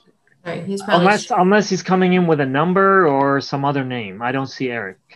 I'll just go and I'll give him a few minutes. Okay. I'll keep an eye on it. Okay, very good. Not much has really changed with the winter proposal, aside from the days of the week. And I had a typo. So instead of the Granby proposed skills and drills start date, it said January 18th. That's Martin Luther King Day. Buildings are closed, so I had to move it to the 19th, which is a Tuesday. Okay. And I did add some language in on the bottom where it says Granby proposed start date for winter sports inter-squad competition. That is different from how it read before. Before I was hoping to, towards the end of February or the middle of February, propose competition among other schools. Given the red status of many of the schools in our bubble, we wouldn't be able to play each other anyways. So unfortunately, like we're red, I do have that document here. Can you see it where it says Granby? Yes. We're shaded yellow? That's Yep. just because we're waiting for the school committee approval. Green signifies that these towns have approved. Yep. And R means that they are red. Yep. So unfortunately, when it comes to playing one another in your bubble, we wouldn't be able to compete against those other schools. So I just wanted to share that with you. This document gets updated weekly as well. So we can, but we're talking about end of February. So because they're red now, we couldn't do something for the end of February? No, not necessarily. So I'm putting it and making it as a proposal because everything's kind of up in the air. I just don't want everyone going into it thinking that's what we're guaranteeing, because we know after doing this since March 13th of last year that nothing is guaranteed. I hear you. I just wanted to make sure that it's, we're not swearing it off either. Yeah, no, I don't think that, no, that's not what we're looking to do. Sorry, my computer's finicky. So I just reworded it as inter-squad. Now, what that means is the 4 coaches, the 2 varsity and 2 junior varsity coaches said that if we were to incorporate scrimmages, which includes passing a shared ball amongst one another, that's where the inter-squad competition goes. So if we were to progress from skills and drills to a second phase of that, that would be scrimmaging with one another and keeping it in Granby, as opposed to the third phase of like traveling outside of Granby to those other schools that I had just showed you in the bubble. So that language in this last paragraph is new. The timeline here, where it says February 28th, that's not going to change. That's the end of the season. So as you see, it's going to fly by. It's going to be short. I anticipate it being anywhere between 4 to 6 weeks after everything is said and done. A few questions for you. The questions that I had regarding spectators, were you able to add that to this document? I certainly did. Yeah. Right when I emailed you back, Emery, I added that in. Okay. And just to be really clear with the spectators, it's not allowing, and that's for games only. Like we normally don't allow parents anyways to watch practices. I wouldn't find it necessary. It would be a drop-off style similar to the fall. Parents would swing up, drop them off, and then they wouldn't be allowed to go inside. And then, so for skills and drills, that would be the expectation, was that they'd be dropping them off. If we were to head towards inter-squad scrimmaging, I don't find it necessary for parents to observe inter-squad scrimmaging if it was something that we decided. And when it comes to competition among other schools, I would like to propose to have parents, and that's what I had emailed you back, for parents to go and watch. And if it was like a family of 5 and one of the 5 family members is on the team, your entire family could get in and watch. They would just need to sit together.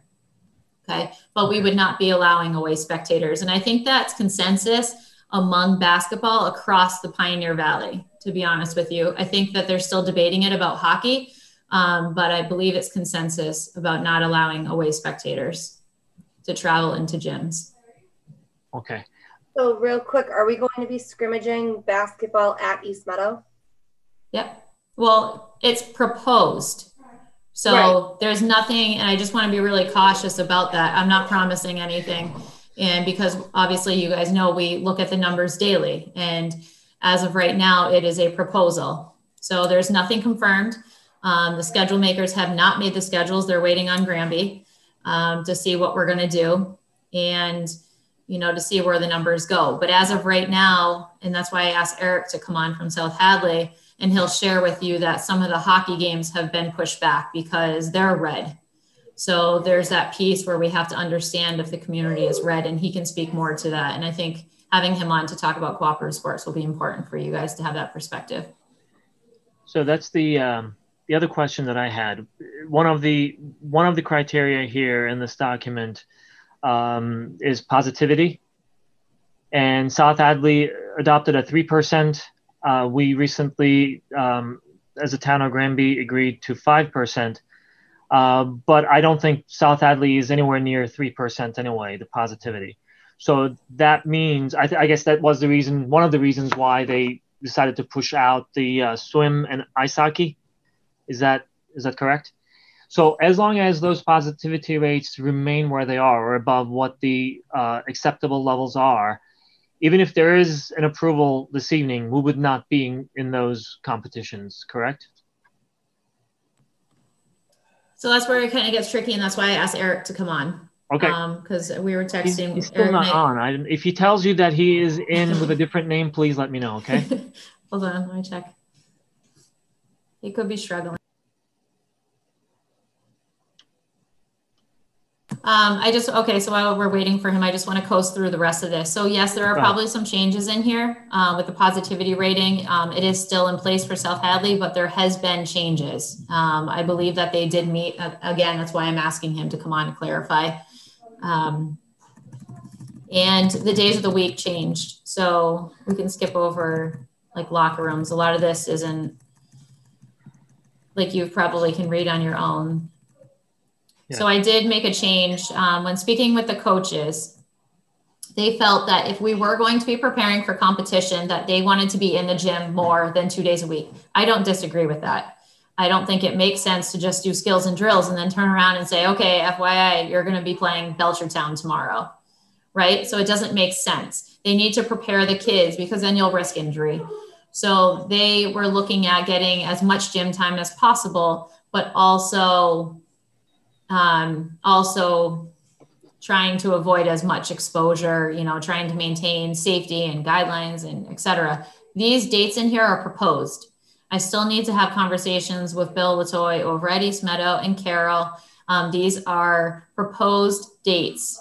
You will see a Wednesday on there, which is typically a deep clean day.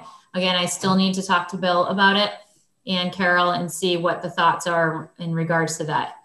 I did have an email sent to Cheryl Dennett. I think I had expressed to you before about hiring an additional 2 coaches to come on board this season.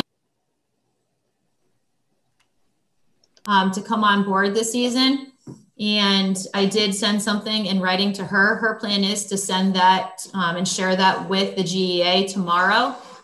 Those are 2 positions that I would like to add to this winter season to help with the amount of signups, the anticipated signups. I did not open Family ID, so I do not have that number. When I did originally survey the kids, it was an 80% return percentage of kids that were interested. So I guess I'll know more when Family ID, but I didn't want to open up that can of worms and then have kids think that they're playing and not have a winter sports season. So I do have time on my side to get the registration part done. By the way, I just moved Eric to the panel. Hi, Eric. Hey, how you doing? Good. How are you? Good. Thanks for joining us. Allie was telling us that there are some changes on your side as well to the document that she's presenting right now. Allie, actually, if you want to facilitate that conversation, since you know the changes better than we do. Eric, you're up. Can you share the changes you told me about? Yeah. So last night at our school committee meeting, we decided that because of South Hadley's rising positive COVID numbers in town, I think we're at 5.39%, and we actually had an initial 3% was like our cutoff. We just thought maybe let's give it a couple more weeks and let's check down the road and see where our numbers are at. And if they're trending down, then we're going to operate a season. So for right now, we have proposed a January 25th start date for practices. And that will be visited on January 21st with the school committee to take a look at the numbers and see if they are in fact trending down. So our decision will be made for this winter on the 21st. And just so everyone is also aware when it comes to swimming, our pool has kind of fallen apart. And so we will no longer have a pool in South Hadley. So this season we will be using the Holyoke YMCA facility. And, going into next year, I like our co-op. Maybe we just use that as our site for next year. But there will be no pool in South Hadley for the time being. Eric, can you speak more to the red designation of your community? I know that we're getting caught up a little bit on that. Can you give any more clarification on that? And about like, I know they're our kids, but it's always difficult when it comes to co-ops. Are you gonna open it up to accept our kiddos in, and then it falls on us to make these decisions for our students to go there? Yeah, I mean, just the way everything looks, what community is not going to be red? So we kind of felt like Granby's part of our sports teams. It's really going to hurt our teams if we don't have you participating. So we voted that we are going to allow Granby students to continue with our co-ops pending your approval to allow them to participate with us. But like we said before, we need to make sure that we are starting to trend down. And I don't know if that's going to be the case right now with the holiday break numbers are going to start increasing. But in about 2 weeks, we went up 2%. So it's, we're pleading to our community, please, let's practice, social distancing and everything. Let's try to get these numbers back down so our kids can have an opportunity to have winter sports this year. Eric, two things. Yeah. Are your kids in person in South Hadley? No, we are remote. There's all remote for all students. There's a proposal for special populations to go back February 1st, maybe January 25th as well. But that's going to be decided as well on that January 21st school committee meeting. But right now we've been remote. I think special populations have been in for about a month, October to November. But we've been remote this entire time for the general population. Okay, and my last question, well, it's never a last question. The positivity rating, Eric, are you guys still going with a 3%? No, we are no longer going to go with the 3%. We need to see significant trending downward or regressing with the positive rate. So if we're at 5.39, we would like to see, next week become like 5.15, and then maybe the following week we get below 5. But if it's hanging around 5, I don't feel confident that we would operate a season. Okay, and you said, just to clarify, the start date for swimming and hockey and that's being held at the Holyoke YMCA and Fitzpatrick Ice Arena, is going to be 125. 125 with 2 weeks of practices, which means the game schedule is probably going to reduce. Right. Okay. And that was for hockey specifically, or as? That's all 3 sports for us. So hockey, swim, and basketball. Okay. Okay. And we're talking like maybe 6 games, if that, whoever is not red, maybe. Yeah. We brought it up that, in the fall, our pod, if you will, we talked about how we wouldn't play each other or wouldn't play communities that are red, but I just don't see anyone coming out of red right now. So we're going to have to kind of change that up or not play those teams and stick with that. Not sure what we're going to do with that yet. For swim, it wouldn't really matter though, because they're virtual meets regardless, right? There's no travel for swim anyway, right? Yeah, I'm getting the sense though from swim is probably the easiest and probably pretty capable of operating this entire year. I just don't think that they are going to entertain one sport being allowed and the other 2 being canceled. I think they're going to look at it as an all or nothing. I hear that, as much as that pains me. Yeah. Eric, so if South Hadley School Committee, as you said, they're doing away with the 3% positivity requirement for themselves, but they would likely not be comfortable if the number was around 5%, as you said. Will they also hold our community to that? So I guess what I'm trying to understand is if we are 6, currently we are at 6.7.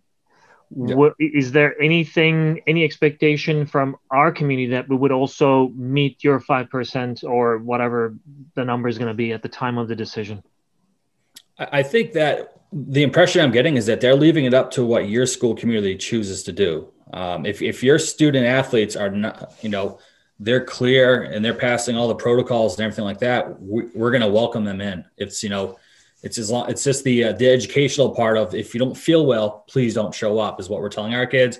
I'm sure, Allison was telling her coaches that in the fall, but we're not going to keep your students out. We're going to accept them in, and it's up to you guys if you want them to continue. I know that kind of puts you all in a tough spot, but we trust what you're doing over there. And so we're going to follow what you do. Right. I mean, to be very honest with you, and hopefully this doesn't come across as a criticism, but confusion that I got last time we discussed this as well. South Hadley did not, as you just mentioned, did not have students in the building for a while.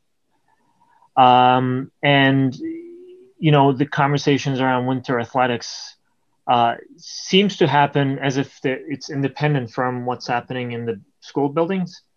I think what you just added as far as, being very cautious about the positivity numbers and the red status and all that gives me some comfort. But I was a little confused that, a school district that did not really have students in the buildings was now willing to go out and do winter sports. Yeah, we discussed this, and what's unique about these winter sports at the same time is they actually are creating their own little pod. And so let's say hockey, for example, hockey is generally the students aren't mixed with the whole school population. They're kind of just staying with themselves. And so, we did feel a little bit better about that, they're sticking with their 25 person roster. And not in theory, while they're at practice, they're not going to school the next day and possibly mixed with all the other general ed students. So it's actually something that's kind of cool and unique at the same time is that these sports teams are created pods, and, hockey is at the rink, swimming is at the Y, and basketball for us is at the high school. So they're all separate from each other. Which also, made them feel pretty good about if we do go forward, at least we know they're not all mixed. Right. But, one last thing, because again, just you were not with us. We had a long conversation where we said that every scenario, generates 1,000 questions.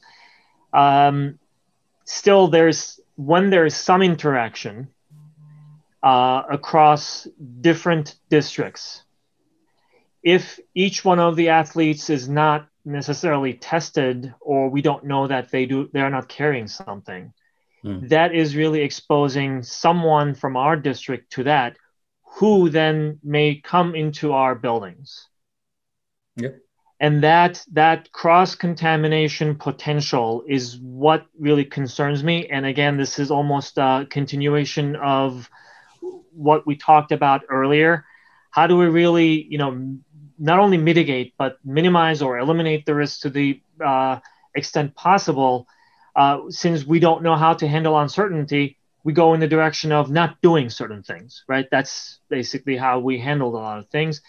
And that's been the reason why I remained hesitant about sports, because it's not about, students being clean. We can find a way to do that. And, but we don't know all the other students that who may interact with our students, who will then come and potentially go into our building. Emery, I'm going to stop you right here, because honestly, we don't know what our teachers are doing that are in the building. We don't know what any other student is in. It's not just an athlete. And I really sort of take offense to that, because just because my daughter's an athlete and a swimmer, she's not going to knowingly go and contaminate anybody in South Hadley because she went to a practice. Actually, I was talking about it the other way around. South Hadley can be concerned about their own safety.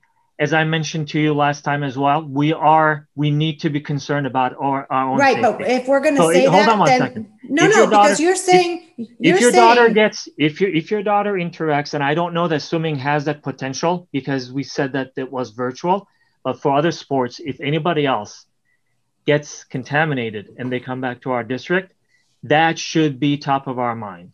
But Emery, you're saying that like it's the athlete's fault, but this could be a teacher. This could be another student. Just because they wear it. And that's why we're trying to minimize. That's why we're trying to minimize the risk. Stop. Jen. Please stop interrupting me. But if they wear the hat of athlete, that does not mean that they cannot participate in a sport. That if you're going by that, then we shouldn't have anyone in the building whatsoever, because we cannot control what people do in their personal lives. And we don't have anybody right now in the building for that same reason. But we have, and we went through fall sports fine, and we watched everything. But I think you're taking a very broad stroke, and I don't like that, because we're talking about when we send kids back to school.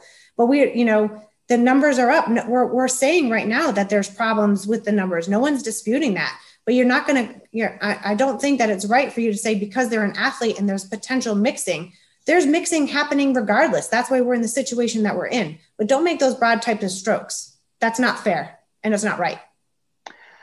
I really encourage you to listen and try to understand what I'm saying. But other than that, I appreciate that you are trying to be, cautious about how certain things are portrayed, because you take offense to it. But that aside, it is our job, and I will say it over and over again. We never sit on this board as a parent. We sit on this board as elected officials who are here to really keep the safety of everyone in mind. And anything that is potentially dangerous or creating risk for anyone in our district, that's a conversation that we need to have. And it's not really to offend anyone, any student, to blame anyone, to point fingers. That's why we are here. So with that, Eric, anything else that you need to share with us? No, come January 21st, we'll see where our numbers are. And I think same thing with our pod to see what kind of competition that we can have going forward. But, we're gonna try to operate a season the best we can, because I think it's something that's important for a lot of these kids who are sitting home every day, away from all their friends and everything, and giving some sort of social emotional support to them. And I think sports is the way to go for a lot of these kids. And we're going to try everything we can to put forth a season for these kids. There's no promises, but we have to try. And we think, as long as our numbers start declining, we're going to feel better about this, and we're going to keep doing everything we can in our sports realm to, keep the kids safe. We had a pretty successful fall, no positive rates. We are practicing everything strictly. So, we're hoping that we can go forward with the winter season and continue the same type of practice.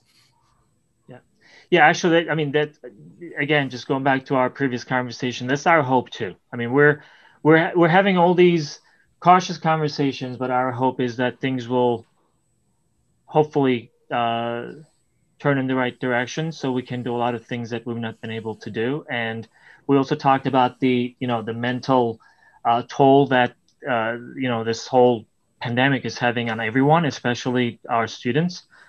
So yes, this is a good way to engage them, as long as we are within those safety parameters. So we appreciate it.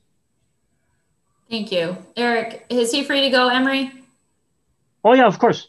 Perfect. Thank you, Eric. I'll chat with you tomorrow. Okay. Eric, thank you very much. Appreciate your coming on. You got it. Right. Take care. Emery, just to top off the proposal, I wanted to share, the screen is similar to the other one that had been shared. This one just doesn't have the R's next to it, but just so the school committee has an idea of school communities that have not approved certain sports. It's not just due to COVID though. It could be for other reasons, as you heard Eric say about the pool. So there are some schools that are struggling for other reasons. And it just didn't make sense for them to either run sports, or they're just simply proposing, similar to our proposal, to do drills and skills.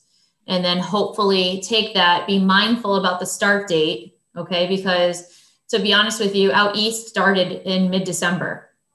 The Berkshire started in mid-December. The PVISC out here has pumped the brakes.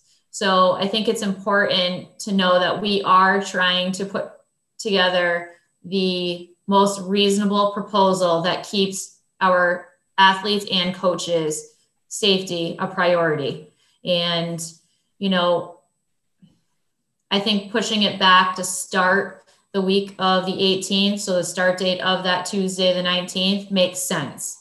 And if it doesn't make sense, we're not going to push it. We're not going to do that. Okay. But I think there comes a point where if the numbers are to continue trending upward, that it doesn't make sense. And then we can respect that and look at that, similar to what South Hadley is thinking. So we get it. Nobody has an athletic Well, I director trust wants that to you see spread. will do that. You already have done it for fall sports, and I really appreciate that you're keeping, you're staying on top of it, and you're keeping us informed and helping us make the right decision, or in the previous case, making the decision. So I trust that. Please know that. So what we're really looking for, aside from a vote, is a vote. And then I was supposed to be on the Board of Health meeting tonight. I'm not quite sure what happened there. They do have the proposal. They have looked it over. The Board of Health, Dick Bombardier, said that he needs the school committee approval first, and then he would like to he would like to visit the winter proposal. All right. So I have done my homework, and I've talked to McDuffie. Because I was suggested that I work with McDuffie. So I've looked at what they're doing. I've had those conversations. And I think we're pretty directly aligned with what they're doing. So there is a little more homework on our end. And, oh, there goes my ear thing. There's a little more homework that I need to do on my end in regards to occupancy at East, meaning cohort size, like how many athletes I'd be able to have with one coach. So I'm going to do some work on that, and I'll know that after I get the numbers. Yeah. Were you able to present it all at the Board of Health meeting or speak? No? I sat there, listened, and read all the notes Nancy took. Okay. So it doesn't mean they basically are waiting for our decision. It doesn't mean that we're going to make a decision and they're going to meet next time to make a decision, right? Yeah. They're going to meet on the 18th unless I can get them to agree 18th. to meet. Okay. Yeah, I wasn't. Well, they can't meet on the 18th. So 19th. probably, 19th then. Okay. And then start the next day. Again, I don't know what happened. All right. I won't get into detail, but maybe they'll have a meeting just for us. I'm not sure. So that's the plan. And again, if it's just practices and it just comes down to a day, I just need to know if I'm going to open registration and start getting these parents to fill out, and register their student athletes. Jen, you had a question. I have a couple questions. If it's just skills and drills, will there still be a fee associated? Yeah. To fund the stipends for the coaches, yeah? Yeah. There's that piece, Jen. Yeah. Yeah, that makes total sense. I just didn't know. I just wanted to make sure that I understood. And then my second one is on your very first thing that you had sent, I guess I'm getting confused because you talk about inter-squad, just the scrimmages, but then you're still talking about games in the bubble. So we don't have a line for the games in the bubble. So if it's, even if it's just 2 games with only 2 teams that are, it's not even green, yellow, I don't know, like not red. Yeah, and I think that will come into play towards the end of February, to be honest with you. Okay, so I didn't see that as a separate line item. The only thing that you had was inter-squad. So there's nothing that talks about competition anymore. Yeah, I put it I hid it in there. Okay, all right. I hid it in that proposal. It reads, tricky with the words here. I have it with me. I'll find it. It's, I got it. Sorry. It says potential games if COVID numbers decline. Okay. And then my last question, have you guys talked about it as administration and as the AD, if there's an option for those athletes that are into it to stay remote so that they can play? Like for the co-ops teams? I mean, we surveyed all the parents already and there are athletes that are fully remote. Okay.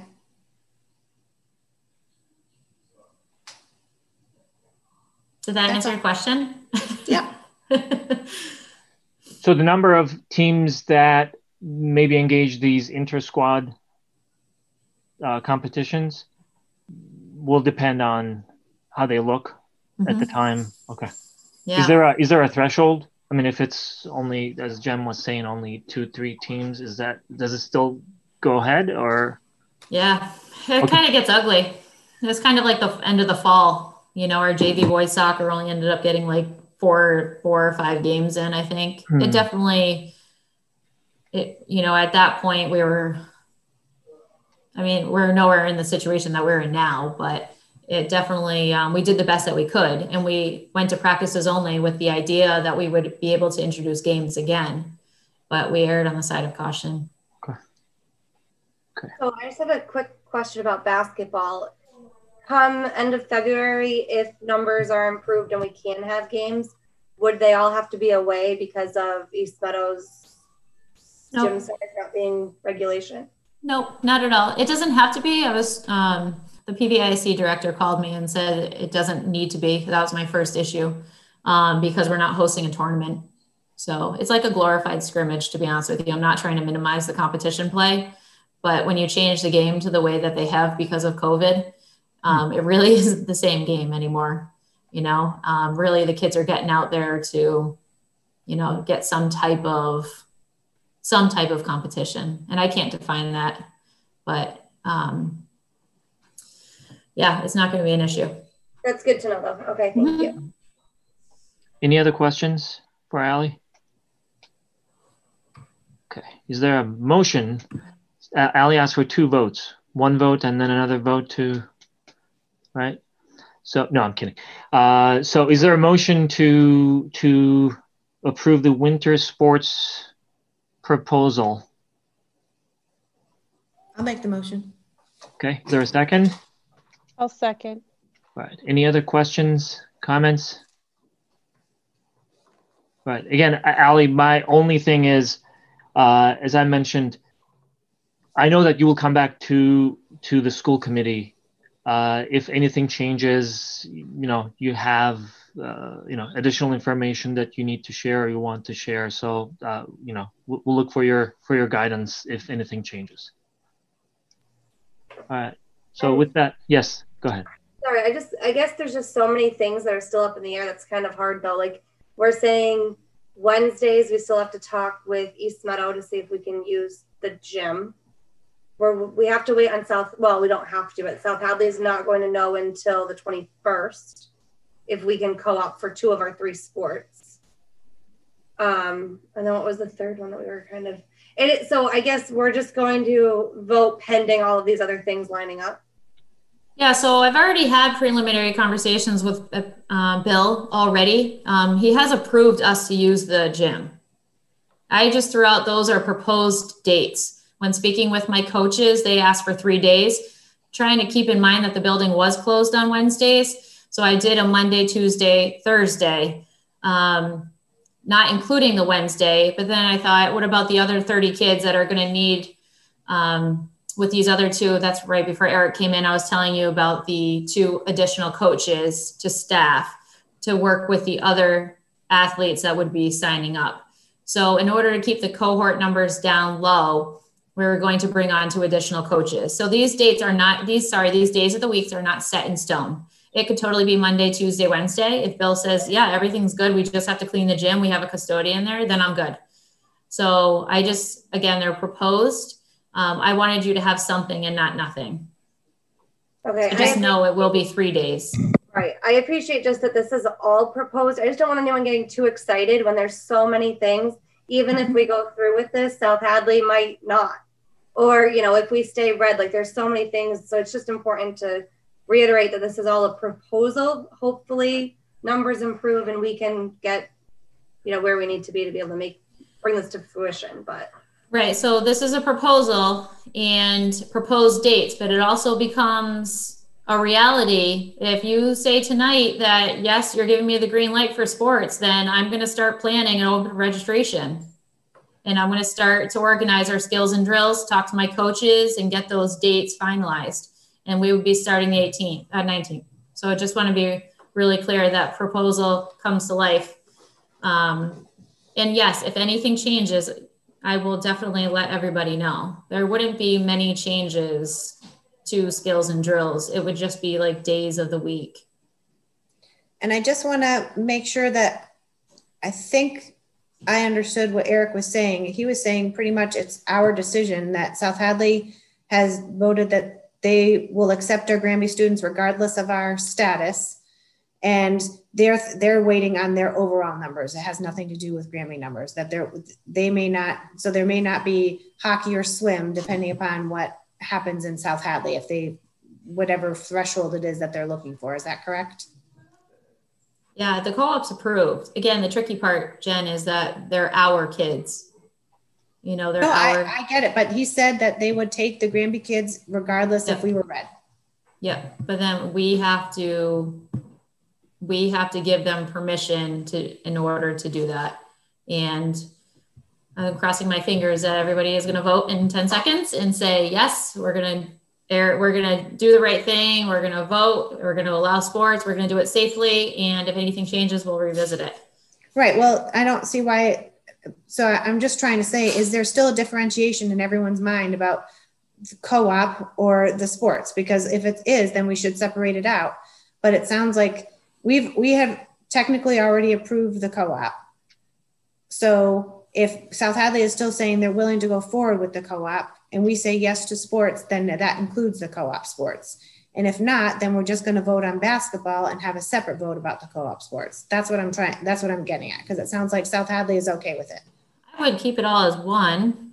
Okay. I would suggest that. Yeah, just keep it. I would agree with that, unless somebody wants to change the motion. We don't have to complicate it. I guess my last question is just to keep, Allie, you said, you know, if everything stays, you know, where it is, or if anything changes, what do you consider like a change? I mean, you already know where we are as far as our designation and DPH numbers and all of that. So where do you find a line of saying if anything changes? Like if it gets worse from where we already are, do we pause? Like, I'm just curious what that meant. Yeah, that's a great question, Stephanie. I don't know if we can get any worse than where we are right now. And I'm laughing because this whole pandemic is exhausting, but if I can still, like, we don't have kids in the building, you know, I feel like if we were to bring in 12 basketball players and they have their own ball, we can safely do that. I'm a hockey mom. I travel on the weekends, you know, to area rinks. You're a swimming mom and you do it every probably 3 or 4 nights a week, and we do it safely. And I can confidently say that my coaches are prepared to do it safely. I don't know. Like, I wish I could give you a better answer than that, but no, it just made it sound like I wasn't sure like, if you were thinking in your mind, like, oh, if numbers got worse, then you would be the one to pump the brakes. It just, yeah, and I did that in the fall, but I don't know if we can get extra red. I think it will eventually turn maroon, but out there. I don't know. Yes. Will I pull the plug if I find it necessary? Yes. I did it in the fall. Okay.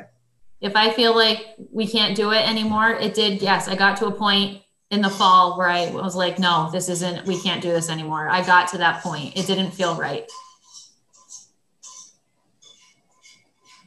Okay. Any other? All right. So we have a motion and we had a second. Who was the second, by the way? Jen? Okay. So Jen, all in favor to approve, please say aye. Aye. Aye. Aye. Opposed? I think I heard everybody, right? All right. So approved unanimously. Good luck, Allie. Hopefully everything goes well and, you know, everything happens as planned. Again, if not, we will see you. All right. Thank you for coming. Thank you for proposing, and thank you for making the updates. Yeah. Thanks, everyone. I appreciate it. Cool. Take care. Have a good evening. You too. All right. So we had one more item. Actually, Emery, under reopening planning process, you do have to revisit and update the phases of the reopening. Okay, go ahead, drive us. I think Stephen is here because... Oh yeah, we have the high school. Okay, sorry, Steve. All right, Stephen, that's yours. Go ahead. Is he in? Yeah. Hey everybody, I'm having the same issue that Allie did, I think, at the beginning. I just see the mute and the raise hand button, but okay, let me... I'm fine continuing like this if you are. Actually, it would be nice to see what you have. How about now? No change yet.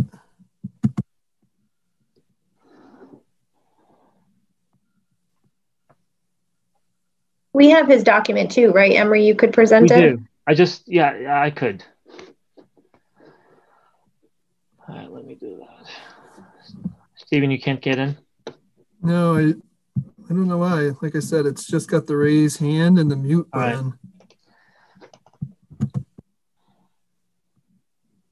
Pretty good with this Zoom thing by now, so I don't think I'm missing anything, but let me just check this. It's like he needs to be promoted again to panelist. I don't know what happened with that, because that same thing with Allie. Yeah, let's try it. I'll kick you out and bring you back in, okay? Okay.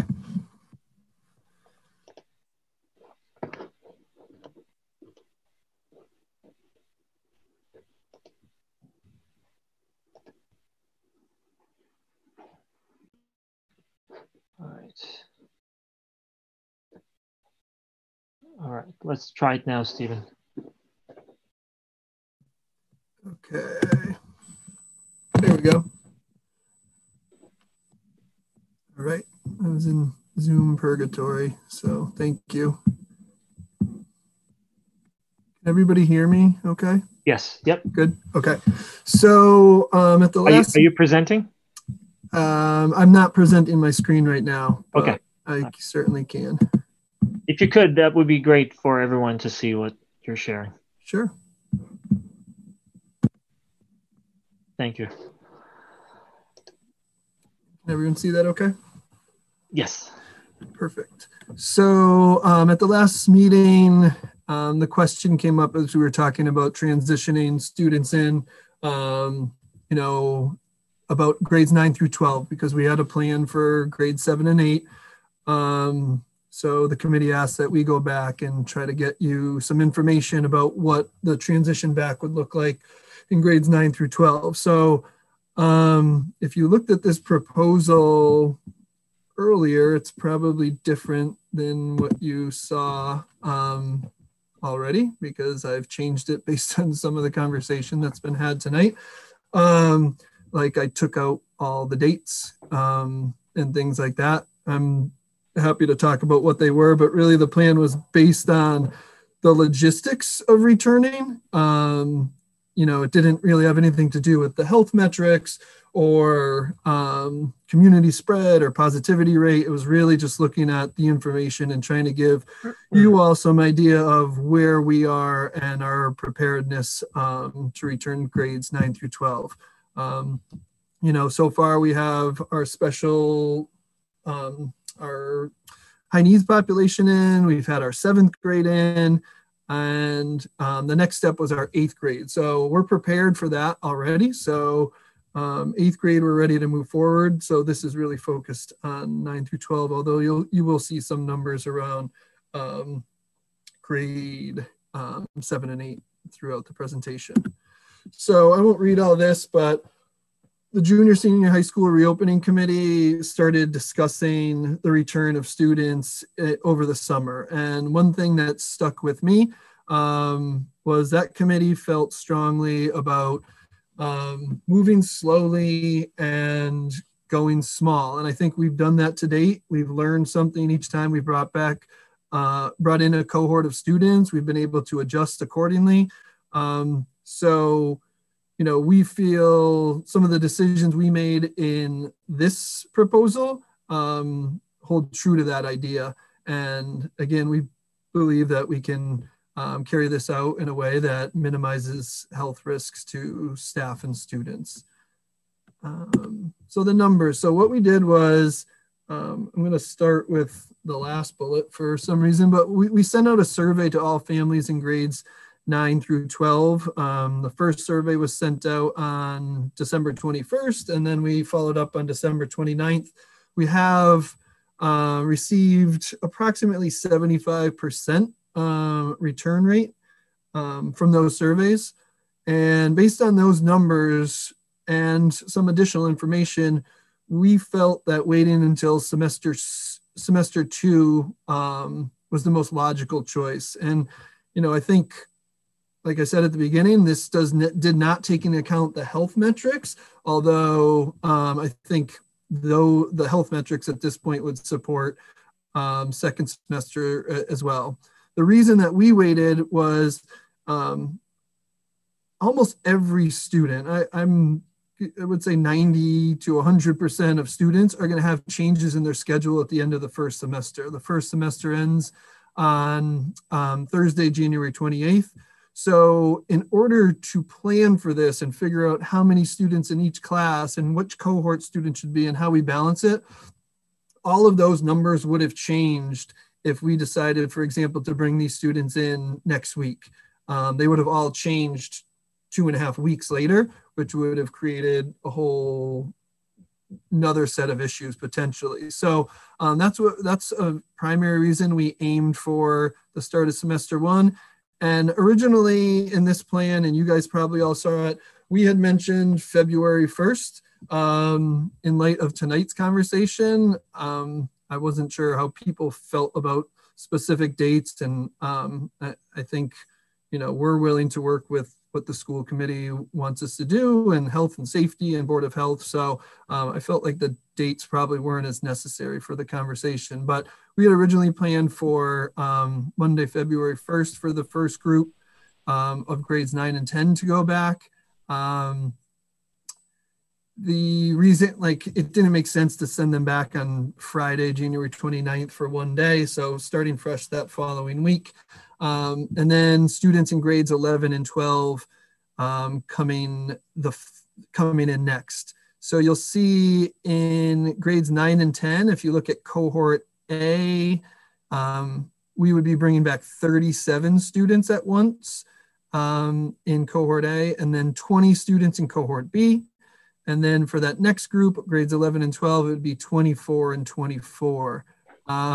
If you see in the cohort B column, the numbers that are in parentheses, you might wonder what those are. That would be the total number of students who would be in the building in those grades on a given day. So basically that accounts for those students who are in 4 days a week. So we counted students who are in 4 days a week in cohort A, and then just added that parenthesis. So for grade 7, there's 5 students who are 4 days a week. So that would bring our total in grade 7 when cohort B is in to 14. So just to be clear about that. So we talked about a lot of things, a lot of potential options. We worked with guidance, we talked to teachers, we talked with some parents and administrators. Originally, we were actually looking at the potential for grades 9 and 12 to come back together. We felt like getting our seniors back. There was some merit to that and, wanted to get, but based on the response, bringing back the 2 smallest grades probably didn't make the most sense, which is why we ended up going with 9 and 10. We also flirted with the idea of all 4 grades back at once. And that would be 62 students at once in cohort A. I believe we could do it, but again, going back to that theme that the reopening committee had really pushed and is really sat in the back of my head about going slow and small and learning each time.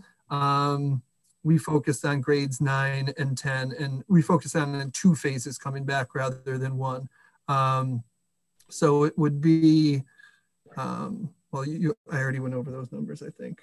So, Stephen, can you help me with 11, 12? When did you say they would be scheduled to come back in? We didn't put any dates on. Oh, you did not put any dates on that. Okay. Originally we did, but based on tonight's conversation and not knowing even when 8th grade is going to come back, I felt, again, I guess I'm always torn between, do people want to know a date and then have it pushed back, or people rather not know a specific date? So we had February 1st, and then the second phase potentially, we put it for February 8th, but we were open to, if the school committee felt like, bringing back that group the following week didn't make sense, that would push that second group back to after the February break. So originally in the plan, it was February 1st and February 8th, being open to February 1st and February 22nd. And I can see that. But also I'm thinking about what Carol said, I think earlier, that, you have the dates and you can't make the dates, and then you make a decision about those dates later on. If we keep on shifting the dates, sometimes we're not going to be able to really get ahead of it because we're not really meeting as frequently to be able to get ahead of it based on the criteria that we discussed. But I see the logic that you just mentioned as well, that if, we're going to give hope to folks that, you're coming back on this date and then it's not going to materialize, what good is it? Yeah. Yeah, and again, and I know Carol had mentioned that's something needs to be discussed tonight amongst the committee. So I figured once you guys know what this looks like, this could be incorporated into that conversation as well. So that's why I took the dates out. Okay. Are you saying, or when are the 8th graders supposed to start? Because they're not coming back because they haven't been in. They were originally supposed to come back on the 11th. That is now up in the air too. So that's why I felt like having February 1st here without knowing when the 8th grade, all of that kind of has become a bit more up in the air. So that was the original plan, but I know that's expected to change. Can we handle having 8, 9, and 10 come back at once? If you give me a second, just do these numbers. That's 58 students. Yeah. Yeah, again, I think we're at the, when we're talking in the high 50s, we're at the top end of what I think we can do comfortably right now. I think about we have assigned seats in the cafeteria and things like that. We've done an orientation with each group that we've brought back. So do I think we could do it? Yes, I think we could do 58, 55 to 60 students. I do, but again, that theme that reopening committee really hammered home with me over the summer, kind of kept bouncing into my head over the past 2 weeks as we were doing this and going slow and small. So I think, yes, we could. That'd be an option that I'm certainly open to. Question, Emery, when you counted 58, that was just grade 10s and 11 with the 2 parentheses. If we added in 8 and 9, it'd be more than 58 kids. I think I was only adding cohort 8, 9, and 10. 8, right. 9, and 10. But she was saying 8, 9, and 10. So 58 alone is just 10. Oh wait, I was adding. No, those are the cohorts. Yeah, my weird thing. I was adding grade 8, 9, and 10 under cohort A. Got it. Yeah, so it'd be 58 and 37, I think, if my math is correct, in the 2 cohorts. Yeah. Thank you.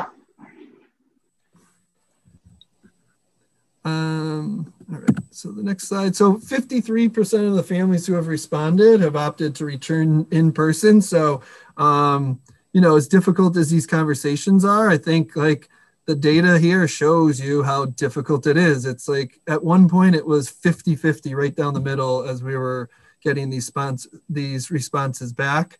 I will say from our summer survey until now, and it's somewhat apples to oranges, but we're down in grades 9 through 12, we're down about 78 yes responses to return.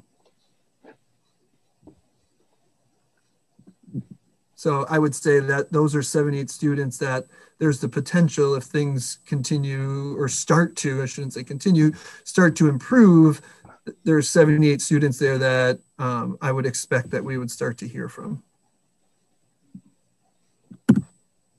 So the schedule is going to undergo a little bit of a change in order to accommodate some of the operational logistics that we need to do. So we've always had a morning break, so we don't have a breakfast or anything. So morning break has always been at the end of one of our blocks. There's a 10-minute or 9-minute break in between the next block. So what we've done instead of having a break in between the block is by extending the first period and making it longer than the other periods, we can build in 10-minute blocks and then assign different classes to those 10-minute breaks. So instead of having all students on break at the same time, we'd have a third of the students in the building at any given time going to break. So there's some more structure to that. Same with lunches. Lunches, we've only had 2. So we moved to 3 lunches for this. I mentioned already assigned seating, all students facing the same way in the cafeteria. Those are things that we've been doing already with the 7th grade in and the students who have been in. And then, so the lunch schedule would look a little bit different. And, you know, I did share this with the junior, senior high school staff yesterday.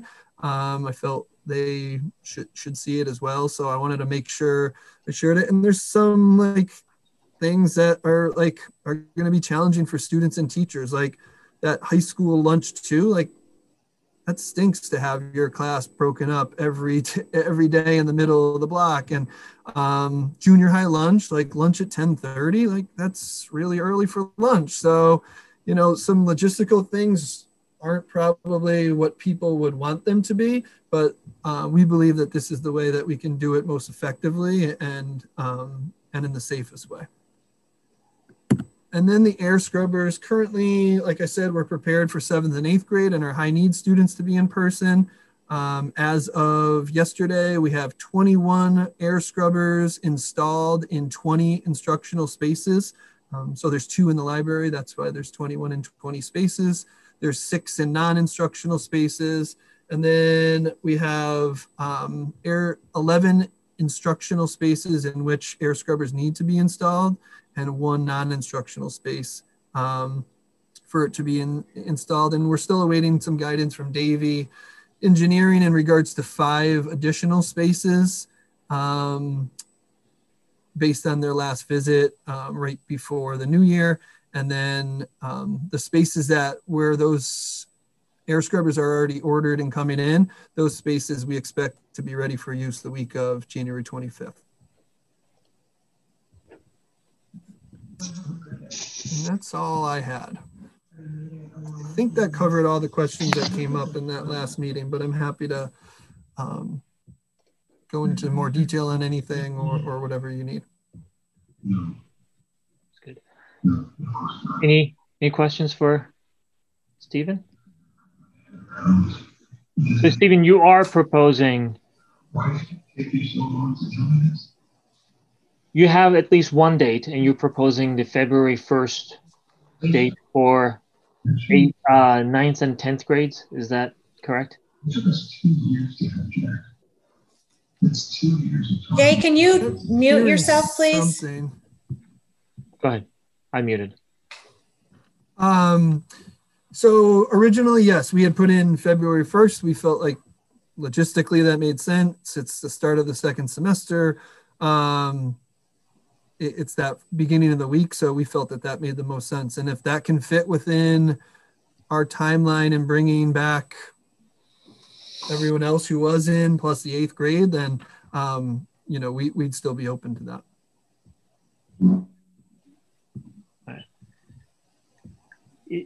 So are you asking for a vote tonight for this? I was just presenting the information that was asked of me. But I think we're going to have to vote on like the next phase is who's coming in regardless. So yeah, we need to know about 8th grade and then 9 through 12. Yeah. Yeah. Great. Any questions for Stephen? Audrey? Well, obviously at this point, we've made our decisions about where we stand when we're red. So I feel like I could go either way with the dates, to have dates, to not have dates. It almost seems moot. But I'm trying to ponder whether or not we'd want to loop in 8th, 9th, and 10th is what we're talking about, and have them all come in at the same time. That would be the vote, correct? Another option could potentially be 8th grade coming in whenever 7th grade returns too. Personally, for what it's worth, I like that one. I do too. 7, 8, and then 9, 10. I do too. That makes sense. We just don't know when that is. Like we don't even Correct. have. Right. But we can make that decision to say that when 7th returns, 8th will return with them, and then 9 and 10 will be separate.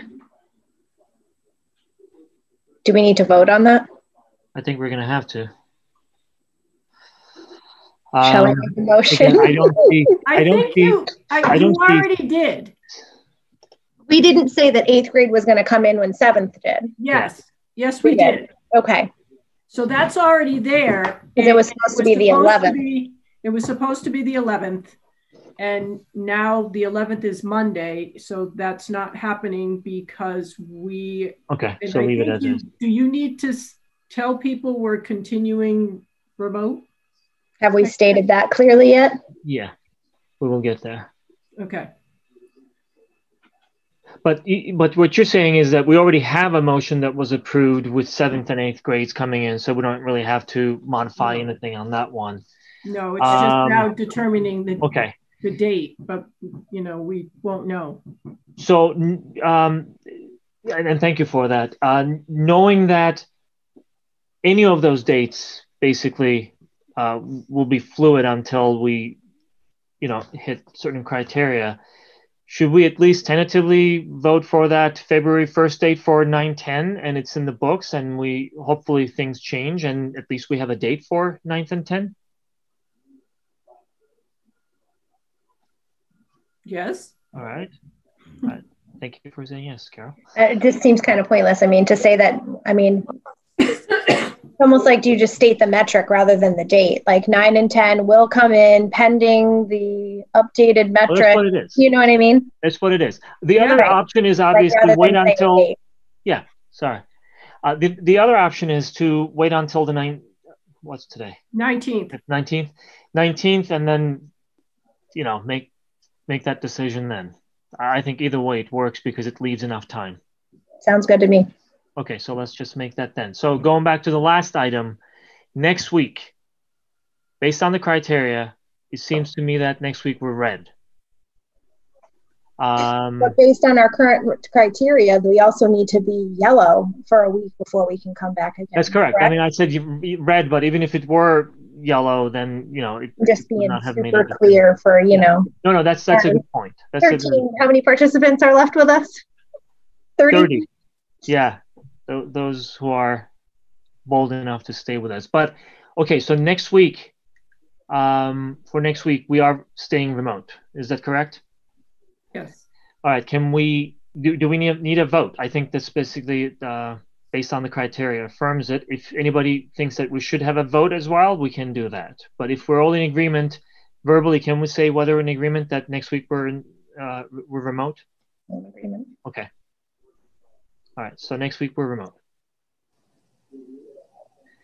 Okay. Was there anything else that we needed to vote on related to the dates? Anything else? Okay. No.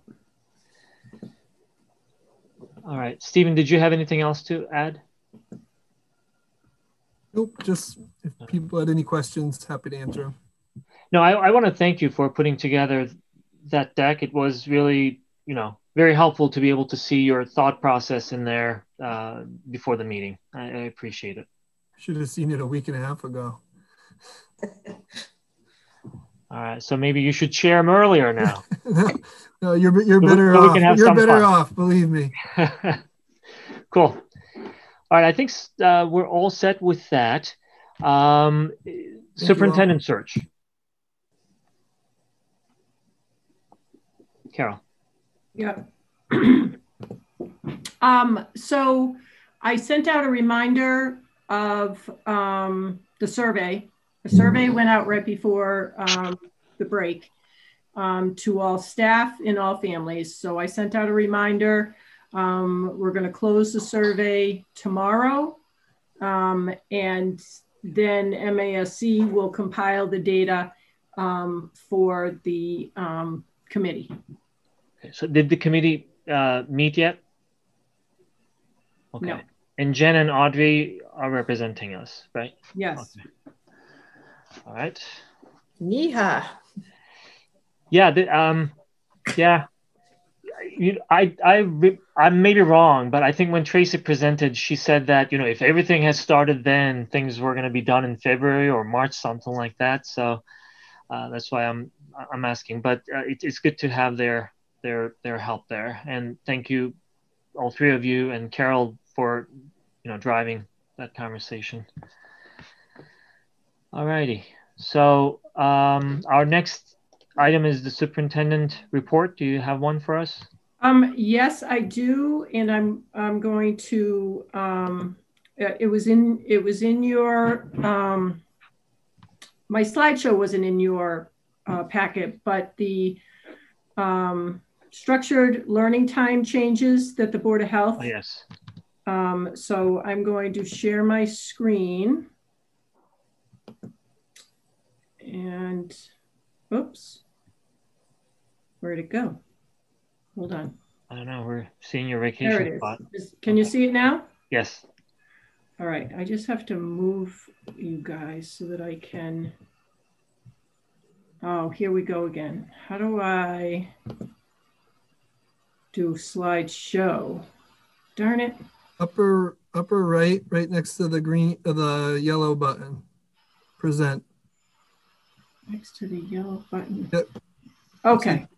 Yes. Well, I had to move. You guys I had to move you. Okay. Perfect. All right. So, okay. I don't know how to go back. All right.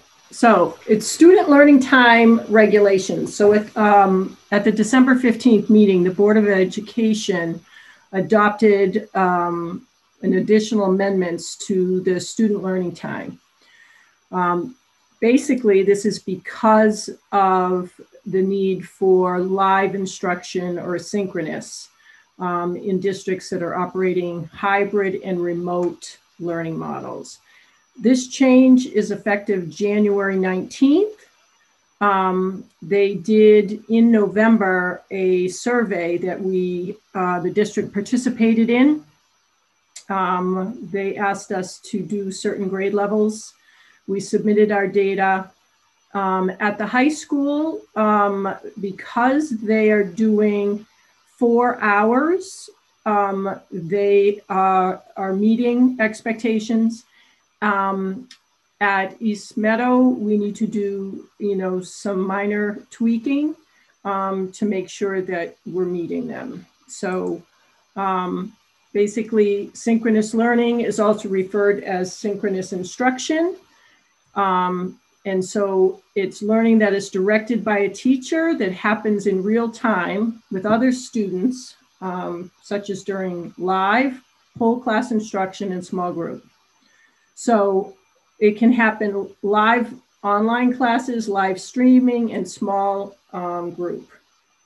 What doesn't count is optional, like office hours. So if a teacher says, I'm having office hours on Wednesday afternoon, that is not considered part of the structured learning time. Any questions? No.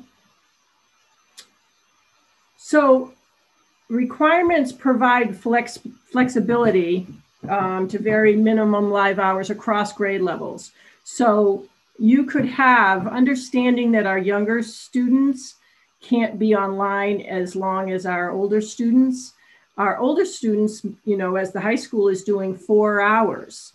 And if they're in a hybrid model, they're only required to do 35. So they're ahead, which allows us to be flexible with our younger students and not have to have them online as much. The one caveat to all of these changes is they want 35 hours over a 10-day school period. It doesn't include pre-K or kindergarten. And the combination can be in person, which is, our hybrid is in person and remote synchronous. So it's a combination of both. But the most important thing is there must be a daily live check-in between students and educators every day. So that's, you know, in the hybrid model, you do have days where, you know, the kids are home and the teacher still has another cohort in front of them.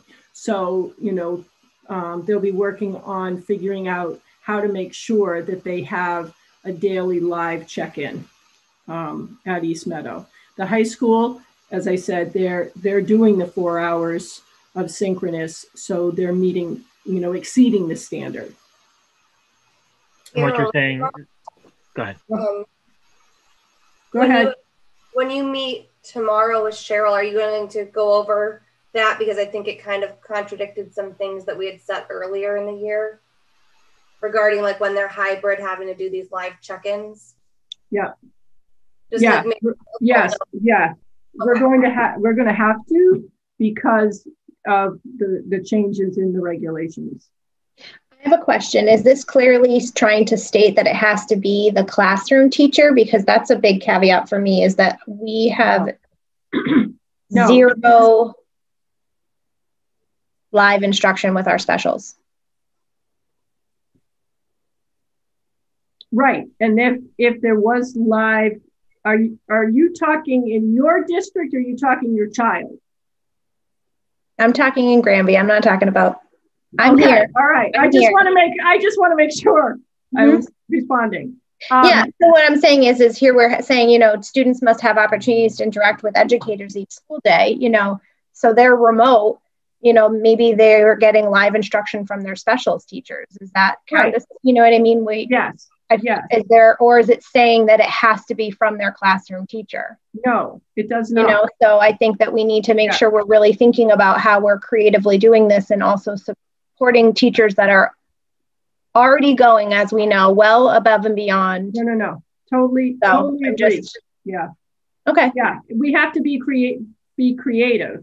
As I said, in the survey, I believe it was only 27 minutes a day that needed to change at East Meadow.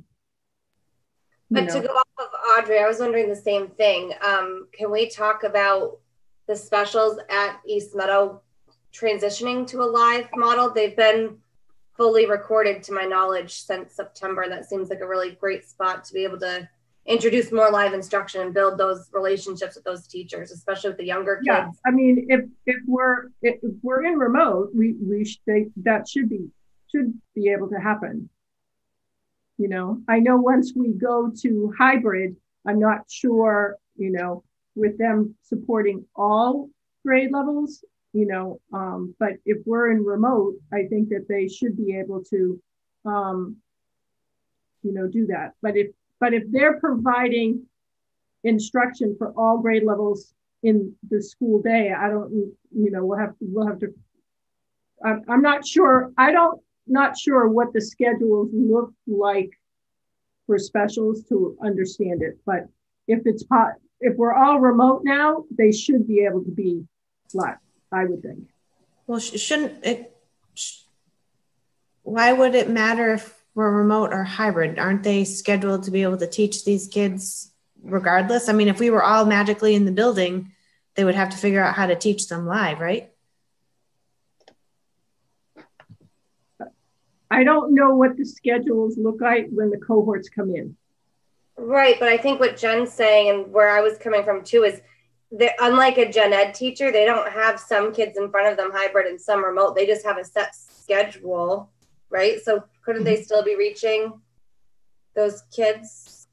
Yeah, I don't. This is a building principal schedule thing. I don't want to be, you know, speaking about it because I don't know what their schedules look like. You know, I think Bill is here. We want, you know, to bring Bill in. We can, but let me just finish mine and then we can talk about that. How's that? Okay. So, anyway, the focus is 35 hours, but the caveat is, remote is 40 hours. If we transition to remote, we are then held to the 40 hours. So, you know, we're going to have to At the high school, it makes no difference because the high school is doing 4 hours a day. They're following their regular schedule. At East Meadow, it, you know, we're not doing, we're not doing 4 hours a day of synchronous when we're remote.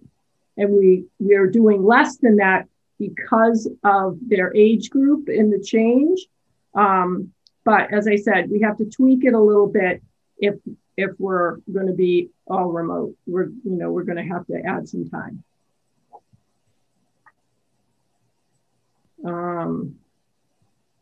So this is, so we're responsible for meeting requirements when changing learning models, which is what I just said. This doesn't impact preschool, and this doesn't impact kindergarten. It's grades 1 through 12 that this is impacting. It talks about having flexibility for students in remote learning enrichment centers. So we're not being, for kids that are in our enrichment centers, we're not being held, there is flexibility with that because you are having, different grade levels in there at the same time. And they will be having a second structured learning time data collection that will take place, it should say 21, sorry. This will get what I get for doing it last year. This data collection window will be open in early February and close on February 12th. So we will be asked again to put in our data to verify that we are adhering to this new requirement.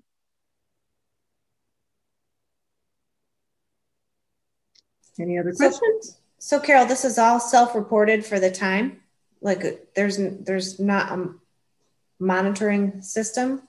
This is their monitoring. So they give us a survey that we have to complete. We have to enter our data. I mean, they're not coming in and, counting our minutes, no. They're asking us to fill out the survey truthfully.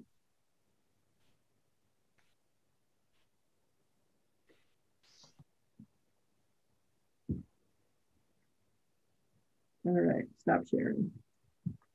All right. So, any other questions? No, and when is this effective? This is the 19th.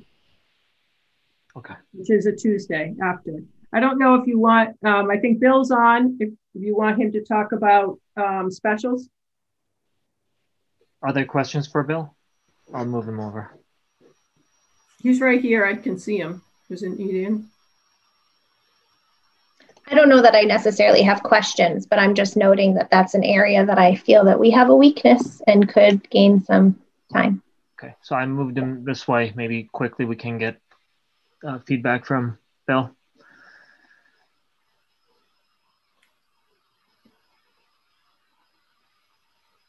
Can you hear me? Yes. Yes. Great.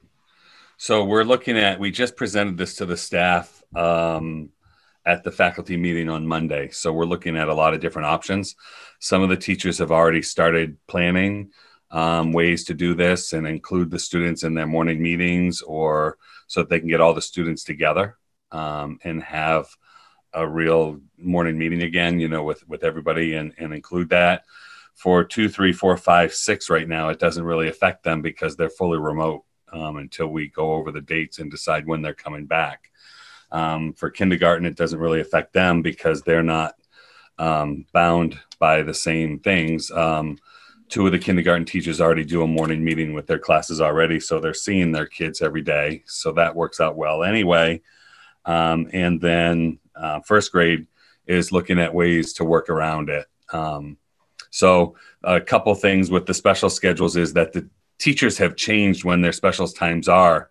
Having them recorded has offered the teachers the flexibility to push the specials off to later in the day or have them at maybe the same time as another grade level, so that it's given them more flexibility planning their lessons. So that's something we'll have to look at as well. So there's good discussions already about it. we started a Google chalkboard sheet that they're looking at and they're adding thoughts to, and a couple of them have asked if we can have a couple brainstorming sessions. So we'll keep you posted as we move forward, and we'll be updating parents as they make those changes.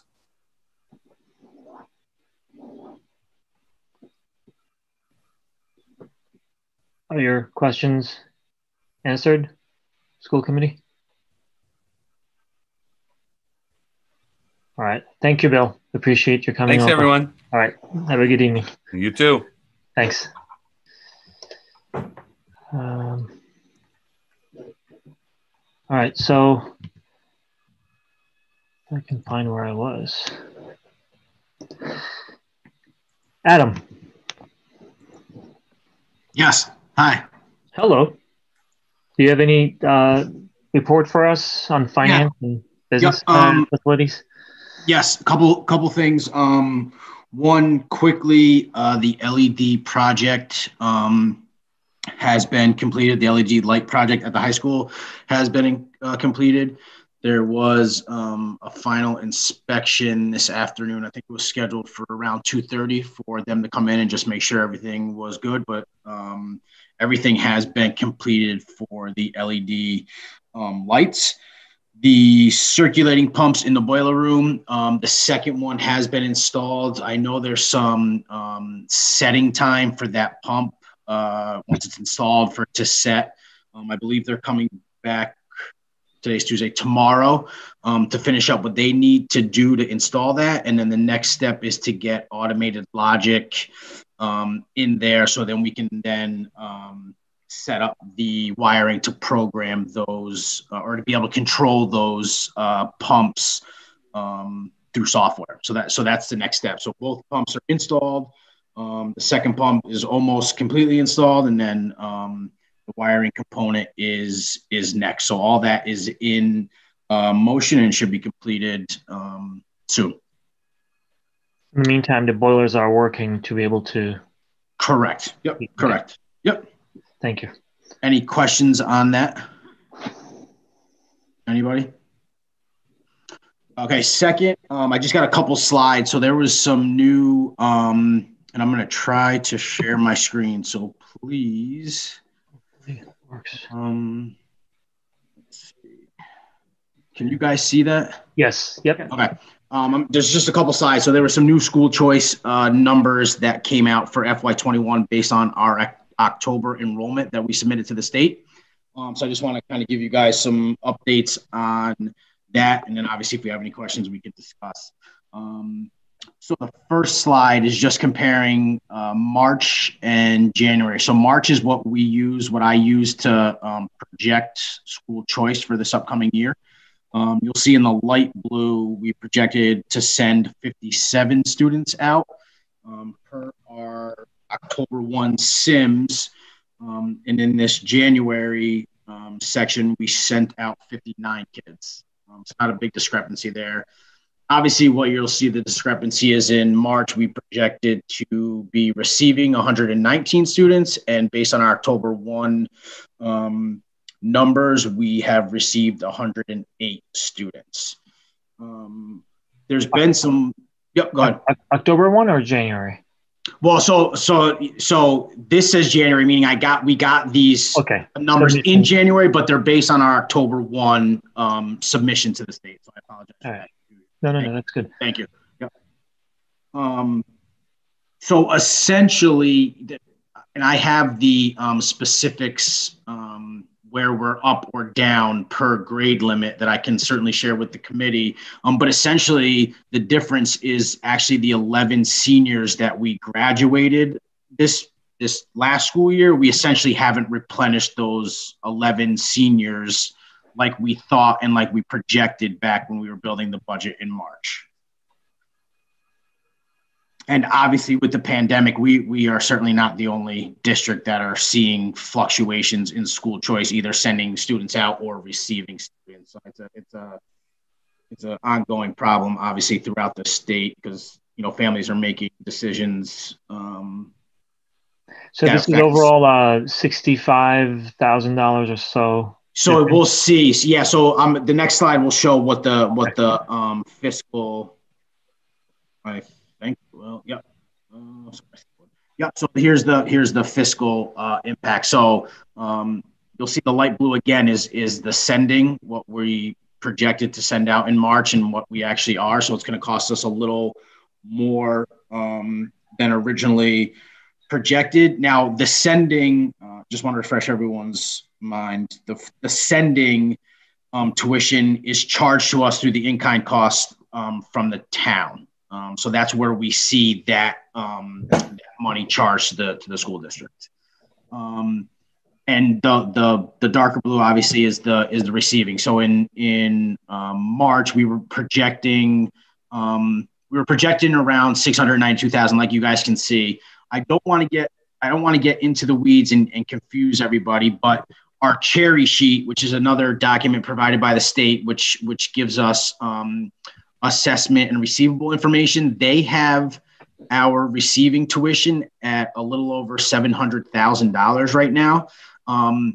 These numbers are all going to fluctuate. We're gonna update this information again in the springtime, which will then finalize our FY21 school choice number. So this is really more informational, and these numbers will certainly change. But as of right now, again, in March, we projected a little over $690,000 in revenue for school choice, and based on the October numbers that we provided to the state, we're looking at $658,000, almost $659,000 in revenue. So that's there. The difference right there, Emery, that you were alluding to is about $35,000. Yeah, that's good. And this is just kind of a summary, just the net revenue based on March and January. So it's gone down by about $18,000. Again, the school choice sending is charged to us in kind for the town, and then obviously the revenue that we get from receiving, the school district actually receives the revenue. So again, this is more informational, but I wanted you guys obviously to be aware of it. I don't think this is a surprise that we're seeing a reduction in these school choice numbers. We're seeing a reduction in enrollment overall. And again, these numbers will change. I can't say for the good or for the bad, but they will change by the end of the year. And once we reconcile that, obviously I will provide that information to the school committee. Cool. Questions on that information? No, I'm not on this one. Thank you for sharing, though. This is very helpful. Yep, certainly. I can send these slides as well if anyone. I didn't put them in the folder, but I can certainly put them in there or send them to you guys so you have them. If you can put them in the folder, that would be great. Yep. That's all I have. I actually have reached out to Ken to see if he can join us on our next school committee meeting, just to give us an update as to where they are for food service. But we're just coming off the holiday, so it's been pretty quiet, obviously, for the last 2 weeks. So there's not really much for me to update you guys on. FY20 signed off on? Or not? FY20, yeah, is signed off on. Yep. Okay. Did you want to share anything about the process work? Yeah, if you'd like me to, yeah. Just very briefly. Yeah, so I had a meeting with Chris and Jen Silva this morning. It was to thank you, obviously, to both of them. First, it was to review our reconciliation process on a monthly basis between the school and the town. So we're not struggling at the end of the year to do it all at once. Quickly, Chris would usually send me a PDF document. I would try to go through it page by page and do it that way. We had a meeting today. We've agreed on the reports that he is going to send me on a monthly basis, which he's already sent me the report from July through December in the format that I've been looking for. So I'm going to start my work on doing that reconciliation. And additionally, while doing those monthly reconciliations, kind of cleaning up the crosswalk of our accounts and the town accounts. So it'll serve two purposes, but we had a really productive meeting this morning, and it looks like we'll be good moving forward. That's great. That's great to hear. And thank you, Chris and Jen Silva, for starting that process. That's good for all of us, but really appreciate that there's that work that is initiated today. Yep. Awesome. Cool. Anything else, Adam?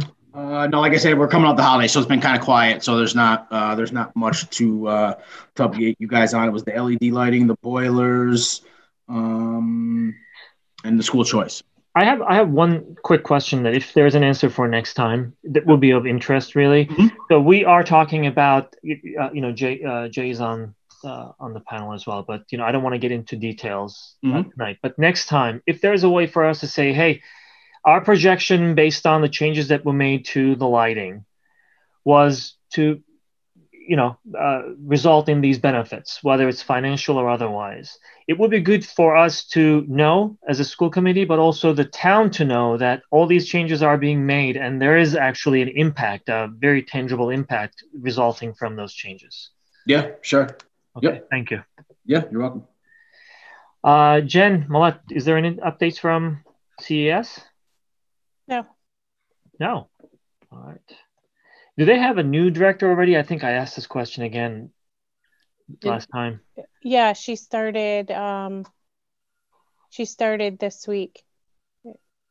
Karen Reuter. Yeah. Okay.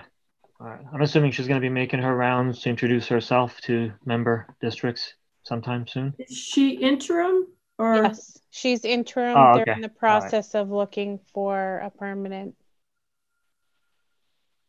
Okay, cool. Do you know whether they are feeling a lot of impact from the pandemic? Because they used to have a lot of services that, our district and others benefited from. Is it impacting them too? It has an impact, but like I was saying before in other, they're doing a lot of online things like professional development and things like that. They're still reaching out to families. It's just they're doing it differently than they have been before. Yeah. So it does have this does have an impact. The same things that we're going through. Cool. All right. I think that's it for our regular meeting. Okay. Any final thoughts before we move to the executive session? Okay.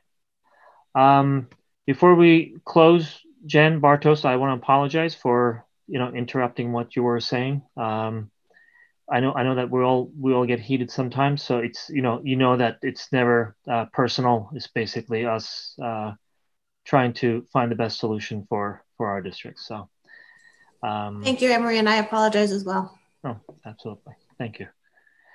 All right. So with that, is there a motion to adjourn?